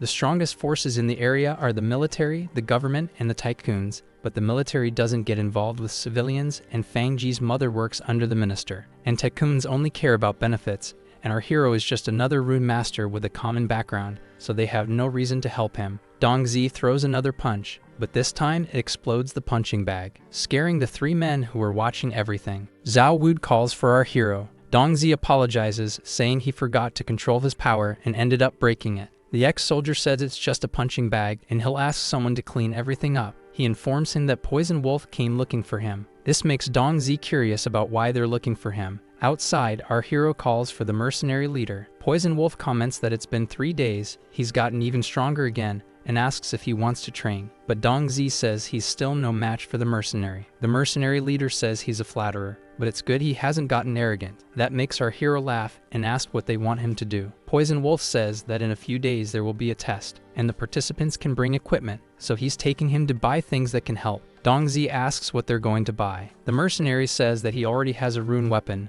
but doesn't have a rune ability yet. Our hero asks if they're taking him to buy an ability. Poison Wolf says yes, and that a weapon with a rune enhances the user's ability, and with the money he has, buying an ability and armor won't be a problem. Dong Zai grabs the mercenary, startling him, and quickly runs off saying they should hurry up because he can't wait. But the mercenary yells at him to put him down and that they're going the wrong way. The two arrive at the Purple Gold Consortium, a place where mercenaries come and go to buy equipment. Dong Zai asks if it's only open to rune masters, and Poison Wolf says yes, explaining that the Xiao family controls that store and there's a branch of it in every city. There you can buy everything from weapons to tools, and it's also where you can sell the rune beasts you've hunted. The mercenary leader snaps his fingers and tells Dong Zai to go in so he can see what he's talking about. A receptionist asks them to place their hands on the device and release their rune energy for verification. Poison Wolf puts his hand on the device and releases rune energy, showing that he is a rank E rune master. The receptionist says he may enter now. Dong Zai understands that ordinary people respect rune masters, and some even admire the more powerful among them. After placing his hand on the machine and releasing rune energy, it's verified that he is rank F. The receptionist says he can enter, though clearly with less enthusiasm. They both walk through the place, seeing people selling runes and other items. Poison Wolf says the first floor is where you can pay a fee and open your own shop, and Dong Zai asks if they're going to buy here. The mercenary replies that the best ones are bought by the official store, and that the ones on this floor are all low quality and not good for him, which leaves our hero confused. Poison Wolf says that Dong Zai is different from the others, and if they don't find him a good rune skill, then they're wasting his talent. That's why they're going to the second floor. Once they arrive, the mercenary points out some good rune stones. The sales assistant asks if she can help them with anything. The mercenary wastes no time and asks for her personal contact so they can go out for drinks, making the woman flustered and asking him to be more serious. That causes Dongzi to lose track of what his boss is doing. He replies that rune masters get into relationships with regular people all the time, and he's just asking her out. Poison Wolf says our hero is a rune sniper and asks the assistant to show him the best skills available. Money is not an issue. She quickly asks the two of them to follow her. The assistant notices that our hero is quite young. She shows the duo 3 rune skills that are currently very popular among rune snipers: piercing shot, snake eyes, and gun technique. All of them are rank F. Poison Wolf tells Dongzi to see if he likes any of them. Our hero knows that piercing shot has the highest damage, but his weapon is rank E, so its damage is already high. Gun technique is more for survival and not that good for a sniper, but snake eyes is very good, and Red Fox has it too. Dongzi says he liked that ability, and Poison Wolf comments that it's a good choice. The assistant says it costs 130,000, which surprises our hero since it's so expensive. The mercenary leader pulls out a card and says he'll pay with it. Dongzi says he can't accept it, but Poison Wolf replies that they're family, and if he doesn't feel good about it, he can pay him back when he gets rich. The mercenary says the test won't be easy, so it's better to be in his best shape, and that ability will help him. Our hero thanks him and says he understands. The assistant hands over the rune and says that the purple gold consortium wishes for his path to be smooth and that he achieves his goal. Poison Wolf knows those were just sweet words, but no discount was given. Our hero feels more confident now with that rune ability. At that moment, Poison Wolf says since they finished their business, he asks the assistant if she wants to go for drinks, but the assistant says she can't because her boss is about to arrive. The mercenary says that if it's her boss, then it must be the local manager, and wonders if he remembers correctly that she's a classy lady named Xiao Qi Quink. Right then, the saleswoman welcomes Manager Xiao. That makes our hero turn around in surprise. Poison Wolf cheerfully greets Manager Xiao. She says if he wants to drink, he should go to the bar and stop bothering her employee. But he asks if there's a rule that forbids employees from going out with customers, because he just wants to get to know the woman better. Dongzi thinks he's shameless. The manager says it's good that he's serious, because she's very protective of her employees and she won't tolerate it if he's just playing with the sales girl's feelings. Poison Wolf complains that she really knows how to ruin someone's mood, which was expected from the rose with thorns. Xiao Qi looks at our hero and thinks he's a student, but instead of studying, he's following the mercenary chasing after girls and assumes the two are just alike. The manager says she's attending to a VIP client on the 3rd floor and asks the sales girl to prepare a good tea for them. The woman replies that she will. She climbs the stairs, leaving the duo behind. Dongzi says it seems like Manager Xiao has a rather unusual identity. Poison Wolf says if he wants to know, he can tell him more. The Xiao family is the wealthiest among the 7 pioneer families, and that Xiao Qi is the illegitimate daughter of the 2nd master of the family. She lived her whole life with her mother, and after her mother passed away 3 years ago, she finally found her father and became a member of the Xiao family. But they didn't want to recognize or accept her, so they sent her to Qingshi as a store manager, though in truth, she was exiled from the family. However, she is smart and cunning, and before she arrived, the store had a lot of problems with bandit attacks, but she spent a lot of money making the transport routes safe again. Many tried to find different ways to handle the situation, but she was bold enough to clean out the criminal elements and turn that into profit. Poison Wolf says that just by looking at her, you can tell she's not someone to mess with. Dongzi realizes she's someone successful who doesn't care about the minister or the black market. If he can gain her support, he won't have to worry about his enemies. The mercenary says he doesn't like that type of woman and prefers cute and gentle ones, and our hero asks him not to cause any trouble because he doesn't want to get kicked out. Poison Wolf asks what he's talking about and says if he doesn't start paying attention now, he'll never know when his love story might begin, and says that either way, he's going to look for a pretty girl, and Dongzi can look around too. This leaves our hero confused. It makes him realize the mercenary is very energetic, while Zhao Wood is solely focused on his daughter. Many people walk through the store using the escalators. Someone catches Dongzi's attention. He believes that person looks familiar, and is being escorted by Xiao Qi security guards. In Manager Xiao's office, someone serves a cup of tea, but the sales girl from earlier is suddenly grabbed by the hooded man, startling her. Xiao Qi slams the table, annoyed, and tells Yujin to be careful with his actions. He's not in the lawless forest anymore, but in the city. The attendant runs off, embarrassed after being released. The man complains that the city has too many unnecessary rules and that the wild is much freer. He finally removes the cloak covering his face, and says that out there no one is judged,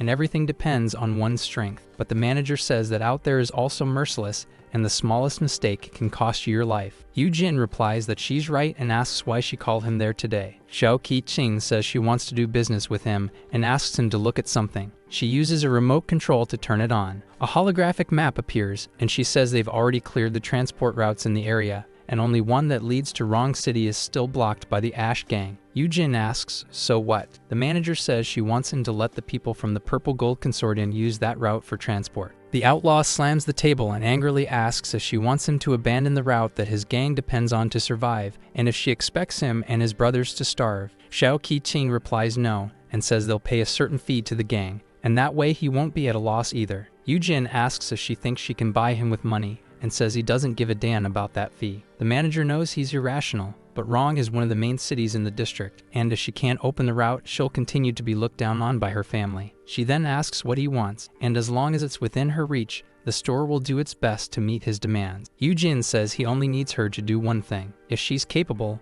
she should make Jean kneel and bow 3 times to him. Xiao Qi-ching asks if he's being serious, saying she doesn't have the authority to command the minister. Yu-jin stands up and says that in that case, they're done here. One of the guards orders him to stop, and says she hasn't allowed him to leave yet. Yu-jin asks if that's so and throws a powerful punch at the guard's face, breaking his glasses and knocking him to the ground. The outlaw pulls out his weapon and points it at the man, asking if he really thinks a weak piece of trash like him can stop him. The manager tells him to let Yu-jin go. The guards follow her command, making the outlaw laugh in contempt. In the end, he leaves the office, and the manager becomes certain that he's a lunatic. There are rumors that he used to work for Minister Zhang in the past, but the minister beat his sister until she lost her life. And in retaliation, Yu-jin took the life of the politician's wife. After that, he fled to the jungle and gathered the bandits there to form the Ash Gang. And even though she is from the Chow family, her influence is on the same level as the minister's, so she has no authority to command him. Something catches the manager's attention. She notices Yu-jin with Dongzi and wonders if that's the same young man who was with Poison Wolf earlier. This makes her question what connection he has with the outlaw. Our hero is looking at a rune on display, and at that moment, a hand reaches out and grabs him. Dongzi wonders if someone really dares to attack him inside that place. Yu-jin says that it really is him, and that he thought our hero had lost his life that day. Dongzi asks if it's really Boss Yu, and the outlaw confirms that it is indeed him. Our hero asks why he's in the city, saying that if the prosecutor finds out, he won't be able to leave, but the bandit replies that if he can enter, he can leave. Dongzi comments that he really is strong and brave, and Yu-jin says that he's different. After giving out the awakening potion, many followed him, but he didn't expect Dongzi to survive. Our hero laughs and says it was just luck. The outlaw says it's not bad at all, and that in a short time he awakened and even enhanced his combat ability, and that his offer still stands. If Dongzi can't live in the city, he can join the gang. Dongzi thanks him, but says he doesn't plan on going to the jungle. Yu-jin says there's no fun in being a coward in the city, and that rune masters belong in the wilderness. Our hero knows he's already provoked Fang Ji's mother and Jiu Wenlong,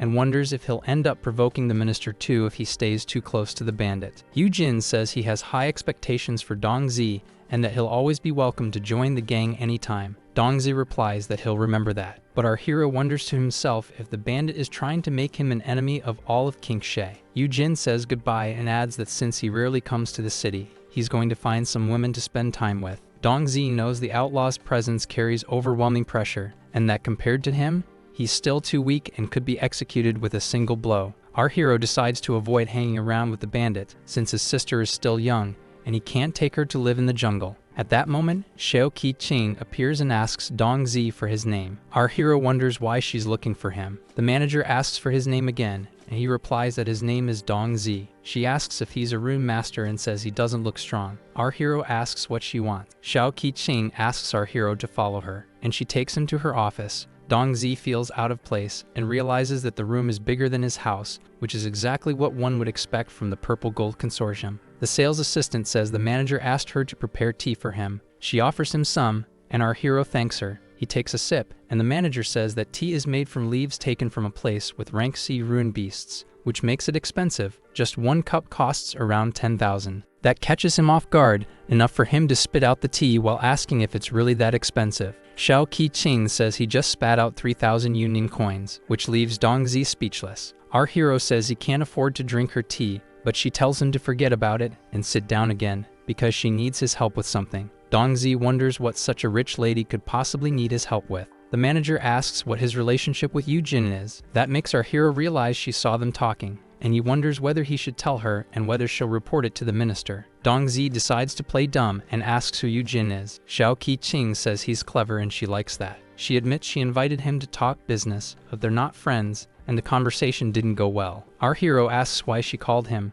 and she says he seems to have some friendship with Yujin, and if he can convince him, she'll reward him generously. Dongzi understands how this is going to go and decides to talk about the reward first. Xiao Qi notices that our hero speaks like a businessman and offers 1 million. Our hero says he needs to be alive to use that money, and that over time he'll make his own. But his relationship with Yujin isn't as good as she thinks. The manager tells him to be more direct if he's going to ask for money, and asks how much he wants, but our hero says he doesn't want money, he wants an investment. Xiao Qi asks if he wants to start a business, and that won't be a problem. He can choose any shop in the building and they'll give him 10 years rent-free. Dongzi says he doesn't want a business investment, but one in himself. That makes the manager ask what he means by that. Our hero says he just awakened and has a limitless future, but he has no backing, which means there will be many challenges and obstacles along the way. But if Manager Xiao is willing to support him, then he will become a powerful rune master in the future and will return the favor. And of course, he'll start by helping her convince Yujin,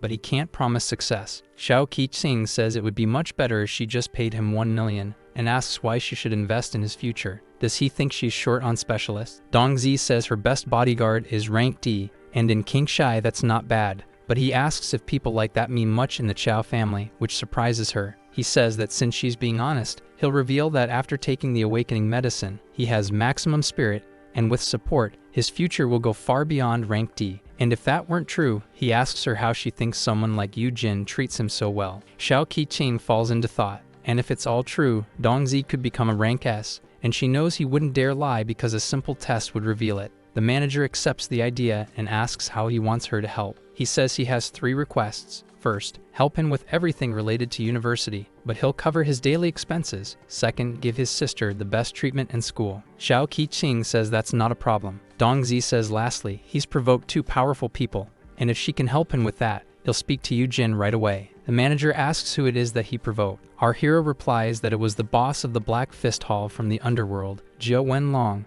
and the minister's assistant, Song Fang. Xiao Qi repeats the 2 names, asking if it's really those 2. She sits back in her chair and says that won't be a problem, but asks how exactly our hero provoked them. Dongzi says that he unintentionally caused trouble for Zhou Wenlong's business, but the issue with Song Fang is irreconcilable. Several days ago, her whole family wanted him dead, and he ended up taking her husband's life. She says that in fights between rune masters, that's normal, but if that had been reported, the prosecutor would have already come for him, and since that hasn't happened, she didn't report it. The manager asks if our hero understands what that means, and he replies that Song Fang wants revenge by her own means. She says she'll handle them, but that he needs to help her first. Dongzi says he'll talk to Yujin, but warns that he doesn't know if he'll be able to convince him. She smiles and tosses a phone to our hero, telling him to call the bandit now, and if he refuses, she'll have to reconsider their cooperation. Dongzi knows that even if Yujin treats him well, this is a matter that affects his own interests, and he has no idea how he'll respond. Our hero has no choice but to try now, so he calls the outlaw.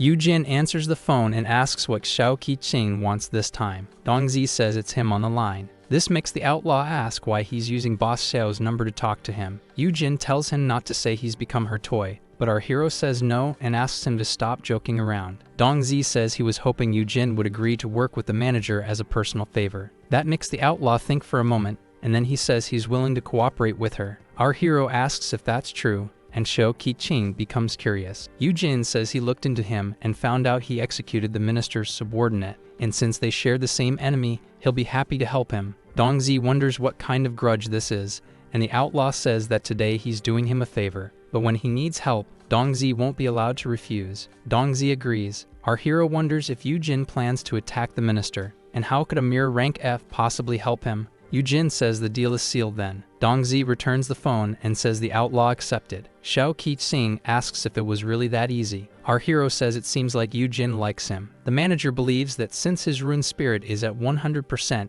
it's no surprise the outlaw likes him. She knows the world doesn't offer help when people need it, so they must be prepared, and if she helps him now, then once Dongzi is powerful, he'll be loyal to her, and that it's worth nurturing someone like him. Xiao Qi says he won't need to worry about Jiao Wenlong and Song Fang, and asks what he'll do now. Our hero says he's going to participate in the Tempest Thunder trial. That surprises the manager. After the meeting, night falls over the city. A man complains as he slams his hands on the balcony railing. Jiao Wenlong asks how Dongzi managed to get close to Xiao Qi. Song Fang says she has a lot of influence there, and that it'll be difficult for them to deal with him. The gangster asks if they're going to give up and reminds her that our hero took the lives of her son and husband with his own hands. Song Fang tells him to shut up and says she won't let this go, no matter who is helping him. Jiao Wenlong asks what they'll do now. The woman says only the minister will be able to deal with Dong Zi. The gangster says the minister won't act just for their sake. Song Fang says they just need to make the two get into a fight. 4 days remain until the admission exam,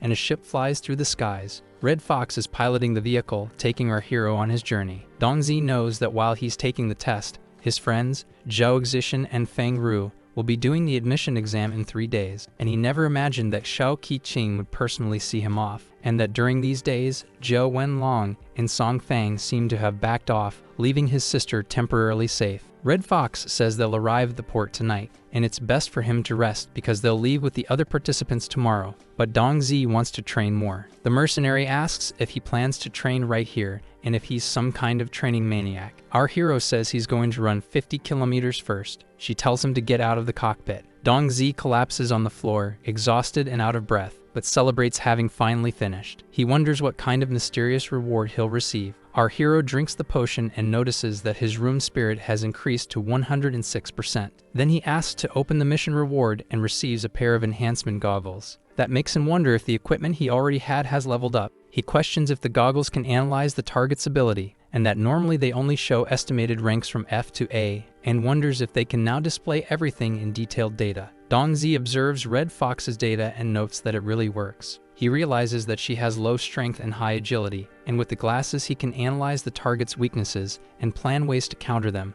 This will be useful for his survival. Red Fox asks why our hero is staring at her, and he awkwardly apologizes. She doesn't understand anything but continues piloting the ship. 3 days until the entrance exam, Tempest Thunderport. Dong Zi says it's the first time he's seen the ocean. Red Fox says that before the rune beasts, humans had barely explored it, and now it's full of monsters. She points ahead, saying that's Tempest Thunder Island. The wormholes cause a disturbance in the magnetic field, which is why lightning constantly strikes the island, sometimes for 3 full days, except in the last hectare. Dong Zi understands that the test will take place there, and those who endure until the end will gather in the last hectare area. Red Fox says the test isn't just about surviving, they have to earn many points. And during those 3 days, our hero can also form alliances with others. She suggests he find good teammates, but says it's also fine to go alone. Dong Zi asks if it would be like the Blood Wolf team. In the harbor plaza, several ships begin to leave. Red Fox says that if our hero follows that path, he'll reach the plaza where the oath ceremony will take place. He replies that he's going now. The mercenary says this won't be as dangerous as the dungeon, but he still needs to do his best, and she'll be waiting for his return. Dong Zi gives a thumbs up and replies, of course. He holds a yellow rune and says he received it as soon as he entered the plaza, and is stunned by the advanced technology that can track the user's location and create an emergency capsule to protect the competitor, but using it results in disqualification. Our hero is certain that with that badge, at least he won't need to worry about dying on that island. He looks ahead, noticing several people also looking at him, and wonders if he'll have to compete against all of them. Dong Zi realizes he underestimated the test, which is held nationwide, and any rune master who failed the entrance exam and is within the age limit can participate. Among them, some failed the university exam, and others are like our hero, who awakened through other means and are now here, meaning this won't be easy. Dong Zi knows the age gap between the youngest and oldest participants is 6 years, which is significant, and it confirms for him that this test won't be easier than the dungeon. The ships leave one by one as the participants head to the plaza. Yan Yi, a rank of rune archer, looks out the window and asks how many underdogs will rise this year, saying he's excited to see it. At that moment, someone says he's too optimistic, but unlike him, they have no expectations for these rejected trash. Liu Shiji, a rank of rune scout, says all these failures can't be compared to the elites who passed the university exam. Yan Yi says there have been many strong people here before, and Lei Zhe got into 7 lights through this test, and now he's a rank S rune master. The rune scout says that was an exception, and he should know that over 10 years, only a few graduated, and most who passed this test gave up afterward. And if you ask him, the Tempest Thunder trial is unnecessary, and a waste of the Union's resources. Yan Yi says they shouldn't give up on any rune master, and that, at the very least, he is this year's chief examiner. A secretary approaches and announces that the oath ceremony is about to begin, which makes Yan Yi say they should head to the ceremony. Liu Shiji crosses his arms and says nothing else, but he's irritated and wonders why Yan Yi is the new chief examiner when it was always him doing it every year. One of his subordinates says that he, as vice examiner, also needs to give a speech at the ceremony. That makes him even angrier, and he orders the subordinate to call him Examiner Liu, which intimidates the young man. Another man calls him vice examiner and says they detected strange phenomena occurring around the island. That makes Liu Shiji slap the papers out of the researcher's hands. He repeats that they must not call him vice examiner,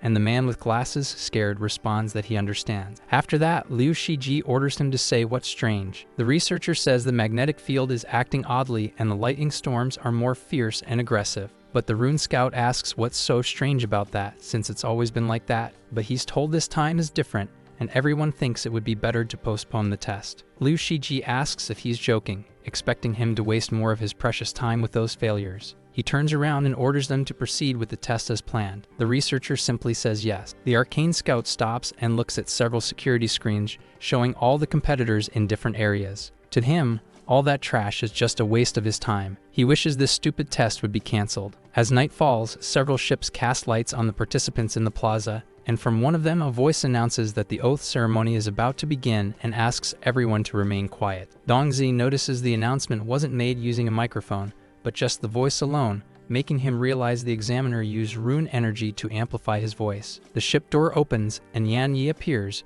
jumping down from the ship, surprising everyone. He finally lands in the center of the plaza. People comment that he didn't get a single scratch after jumping from that height and that they heard he's an A-rank examiner, and another young man says he's just like his minister. Yan Yi welcomes everyone to the Tempest Thunder trial and introduces himself as their examiner. He reveals a powerful aura in the shape of a beast. Our hero thinks he's strong, just as expected from an A rank. Dongzi puts on his visor and decides to check the examiner's data, but he can't see anything except question marks. That surprises him, and he believes it must be due to the difference in strength between them. Right behind Yan Yi, Liu Shiji lands on the ground. He calls everyone failures and trash and introduces himself as Examiner Liu. Dongzi wonders what's wrong with Liu Shiji. A guy says he was always the main examiner, but apparently he got replaced. A young woman says he always despises the participants, and another young man says he wants to beat him up. Our hero understands that Liu Shiji was the previous examiner and really seems like someone who's asking for a beating. The scout says he's not talking about just one person there,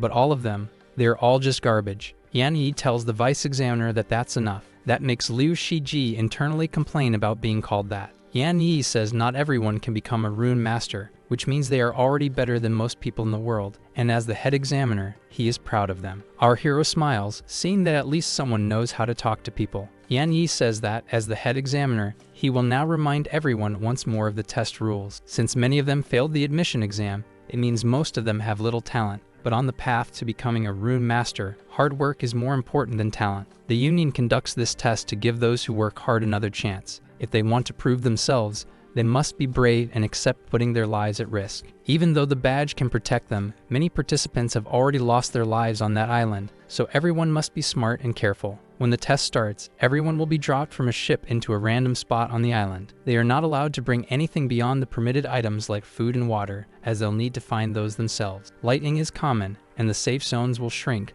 so it's best not to stay in one place for the full 3 days, and be careful of entering the lightning zones. On the island, participants can eliminate other contestants or rune beasts to earn points. The final score and performance will determine whether they'll be accepted as special students. This year there are many participants, but very few will pass, and not all available spots will be filled. This shows how difficult the test is, and it's their last chance. And finally, Yan Yi wishes everyone good luck and hopes they receive a recruitment offer from the universities. With that, the examiner ascends into the sky with wings made of rune energy. Dongzi knows that's an ability only those ranked B and above can learn. Rune wings, which allows someone to fly freely through the skies like a bird. Liu Shiji says the test allows only 5 people per team, so those who decided to go solo can go straight to the cargo ship. Those without teams or who want to form one must go to the registration area, where his subordinates are working. Our hero knows that if he ends up finding a team only after reaching the island, he'll be at a disadvantage and become a target, so it's better to find a team now,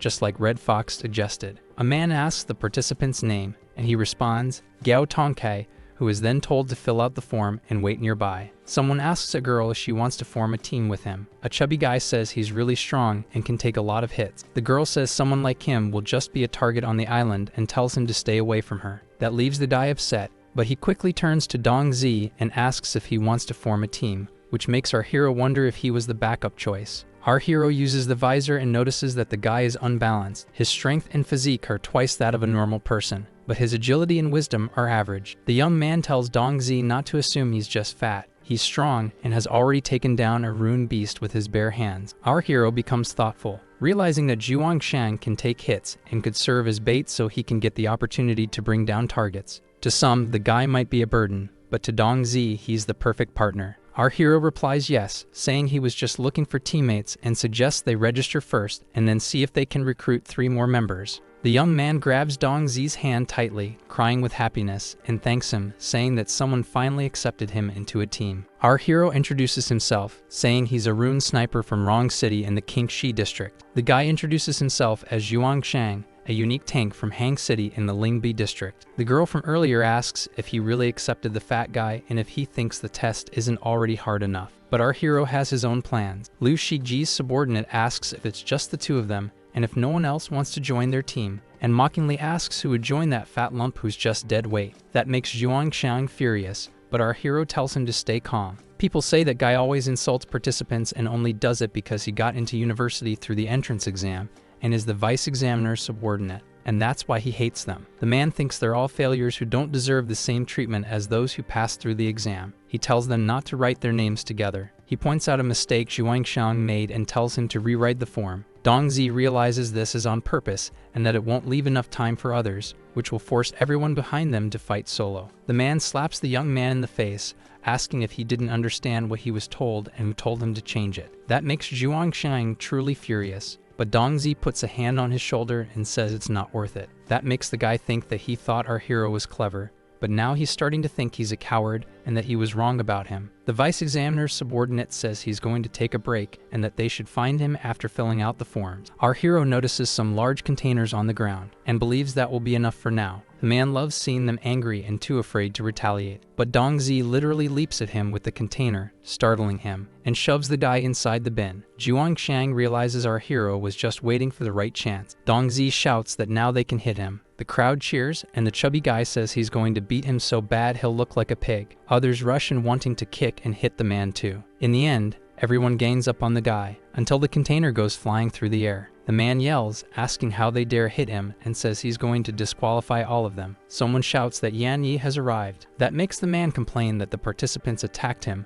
but the chief examiner asks if he has any evidence of that. The man replies that the security cameras recorded everything. Everyone there pretends to know nothing. The examiner says that there's also footage of him bullying the participants, but the man claims it was all a misunderstanding. Yan Yi says it's not like that at all and transfers him to the background group, where many tasks are waiting for him to do there. The head examiner turns to Dong Zi, who realizes that this rune master knows everything he's done. Yan Yi wanted to offer encouragement to the participants who were left without a team, but he never expected to find such an interesting individual. The examiner places his hand on our hero's shoulder and praises him, saying he's calm and clever, and hopes he can pass with stellar performance. In the end, Yan Yi walks away and wishes our hero good luck. People comment that the examiner praised him and that they're jealous, but they notice Dong Zi only has 1 member in his team and believe they still have a chance to join him. Our hero watches Yan Yi Li and smiles with confidence. Dong Zi looks at his team form, and Zhuang Shan comments that they still have 3 spots available. A young man says he's been a scout for 3 years, and that they need one. Another young man also asks to join the group. Another participant comments that strong people should be with other strong people and asks if Dong Zi wants to join his team. Our hero understands that after being recognized by the head examiner, everyone wants to join his team. Zhuang Xinyang says that since they now have power, they should choose the strongest ones there. Dong Zi knows that everyone there was left behind, and even if they're decent, they can't compare to the top teams. That's why he needs to choose carefully. A normal team has 5 members who can handle all kinds of situations. They need a leader, a strategist, a tank, a scout, and a healer. But with the current situation, forming a perfect team is difficult. Zhuang Xiang asks what kinds of people Dong Zi is looking for. He replies that he needs a strategist and someone agile, but most importantly, someone trustworthy. The young man says he thinks he can be the strategist. That makes our hero think his specialty might be being overly confident. At that moment, Dongzi notices someone, leaving Zhuangshan confused. Our hero wonders who that young man is. The system identifies him, which makes Dongzi smile, seeing that his attributes are average but his wisdom is high, exactly the kind of person he was looking for. Dongzi asks Zhuangshan to follow him. The young man touches the metal case on the other guy's back and asks what's inside that huge box. He replies that they're weapons that can take lives. That leaves the chubby competitor speechless. Our hero asks if he needs teammates, and Zhuangshan wonders if he can tell them what his profession is. The young man introduces himself as Tang Yu, rank F, and says he's a mechanic. Zhuangshan says there's a saying that elites look down on normals, melee fighters look down on ranged ones, and all rune masters look down on mechanics. Our hero knows that, unlike rune weapon builders, mechanics use runes to create mechanical weapons like hidden devices that even regular people can use. He believes Tang Yu is different because, unlike rune masters, he chose to make humanity stronger. Dongzi says he wants him on the team. Zhuangshan asks if he's lost his mind, and says there are stronger participants who want to join them, and that guy has a profession without any combat skills. Our hero asks if he knows who created the barrier that protects the cities and the rune cannons on the wall. The chubby one answers that it was the mechanics. Dongzi says they themselves aren't strong, but the weapons they can create are better than normal ones, and the test doesn't allow mechanical weapons to be brought in, but mechanics can. Bringing Tang Yu is like having a mobile weapons warehouse,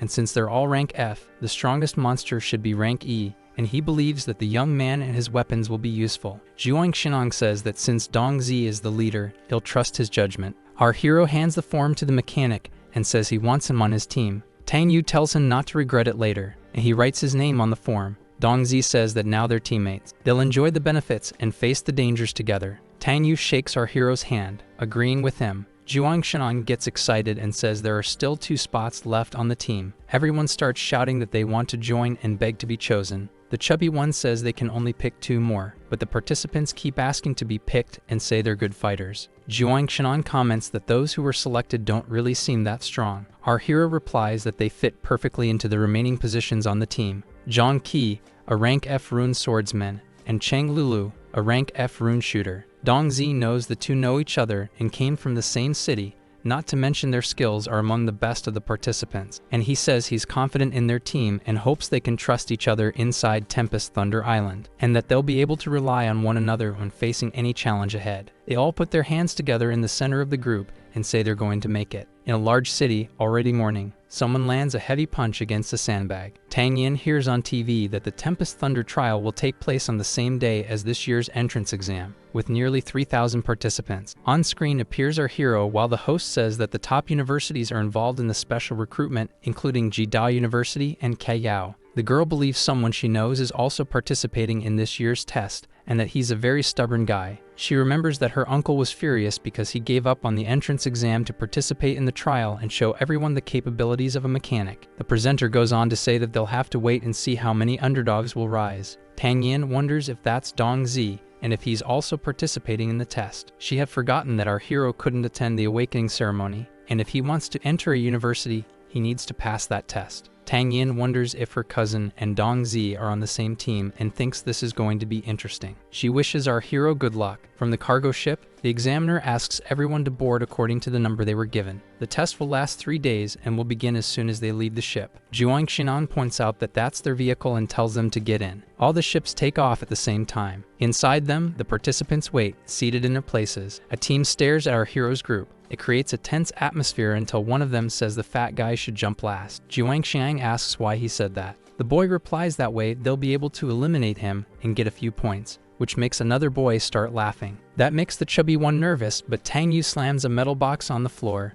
drawing the attention of those 2 boys, and asks why they don't all jump together since his RPG is eager for action. Zhang Qi questions why he brought such heavy weaponry, and whether it's against the rules. Tang Yu replies that he's a mechanic and those weapons are his own inventions, so he has permission to bring them. The 2 boys from the other team get scared by that. Zhuangshan says Tang Yu is trustworthy and that he'll punch anyone who says mechanics are weak. Dongzi asks if he can say what's in his weapon crate. The young man starts listing: a machine gun, cannon, self-destruct drone. This excites the chubby one, saying they're definitely going to take first place. The ships fly into the lightning storm. Chang Lulu is scared, but her friend tells her not to be afraid because the thunder won't hurt them. Dongzi knows that island was once a lively place, but a few years ago several rune beasts emerged, forcing everyone to abandon it. The wormholes disrupted the local magnetic field, creating constant lightning storms, isolating the monsters, which range from rank F to a maximum of rank E. The radio announces that they've entered the island's airspace and asks everyone to grab their parachutes and prepare to jump. Zhuang Shenang is confused and asks what they mean by parachutes and jumping. He looks ahead, becoming curious as he notices the two boys are tense, and asks why they're like that. But his question is interrupted as the hatch suddenly opens, throwing those boys out,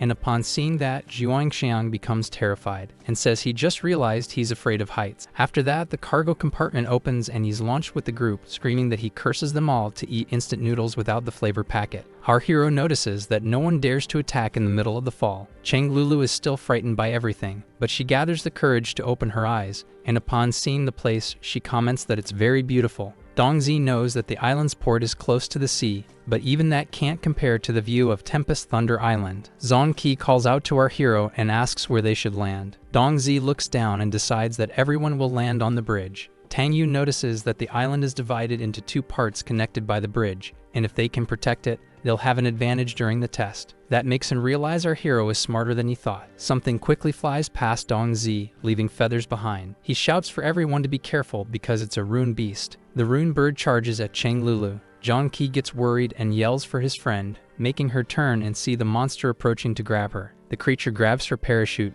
making her scream in fear. Dongzi tells her to hold on while pulling out his rune rifle. He breathes, aims at the creature, and only then fires the weapon, taking down the rune beast with a precise shot. With the monster defeated, Zhang Qi comments that it was an amazing shot, and Chang Lulu thanks him. However, the girl's friend notices her parachute was damaged by the rune beast's claws and warns her about it. She looks back and is shocked by the state of the parachute. Our hero asks if Zhuang Shang can reach her, but he replies that they're too far and he won't make it. Dongzi asks if Tang Yu has any ideas. He replies that everyone should listen to him and stack themselves on top of each other. He's going to give them a boost, and the other two need to do the same and push the last person toward Chang Lulu with maximum speed. Zhuang Shenang yells full power and kicks the other two, but notes that they're getting close to the ground. Zhang Qi pushes our hero and says he's entrusting the girl's life to him. Dongzi reaches her and tells her to grab his hand, and as soon as she does, he deploys his parachute, but they were already too close to the trees, and both crash into them, ending up hanging from a branch. After a while, Chang Lulu wakes up, and our hero asks if she's okay. She says she's fine and thanks him for saving her life again. He says it's alright but informs her that they now have a new problem. Dongzi cuts the parachute straps, and both land safely on the ground. Chang Lulu says she can't hear anyone and that they must have been separated from the group. Our hero says their communicator has only a 500-meter range. He decides to stick to the original plan and regroup at the bridge, believing Tang Yu and the others will certainly be there. Meanwhile, the ship with the examiners and test staff flies over the island. Yan Yi observes what everyone is doing through the monitor as someone approaches him. Bo Quan, the recruiter from Judao University, asks the head examiner how things are going. Liu Shiji steps in front of the head examiner and replies that everything is under their control. Yan Yi says 13 participants were disqualified during the parachute jump. That makes the vice examiner say they're all a bunch of trash and failures, and he asks what more could be expected of them. Someone questions if he knows why he's not the head examiner this year. Sai Q, the recruiter from Qiyao University, says it's because of his attitude of always looking down on others, and that's why everyone despises him. Our video ends here. If you enjoyed it, please like and subscribe to the channel. Until next time, bye bye.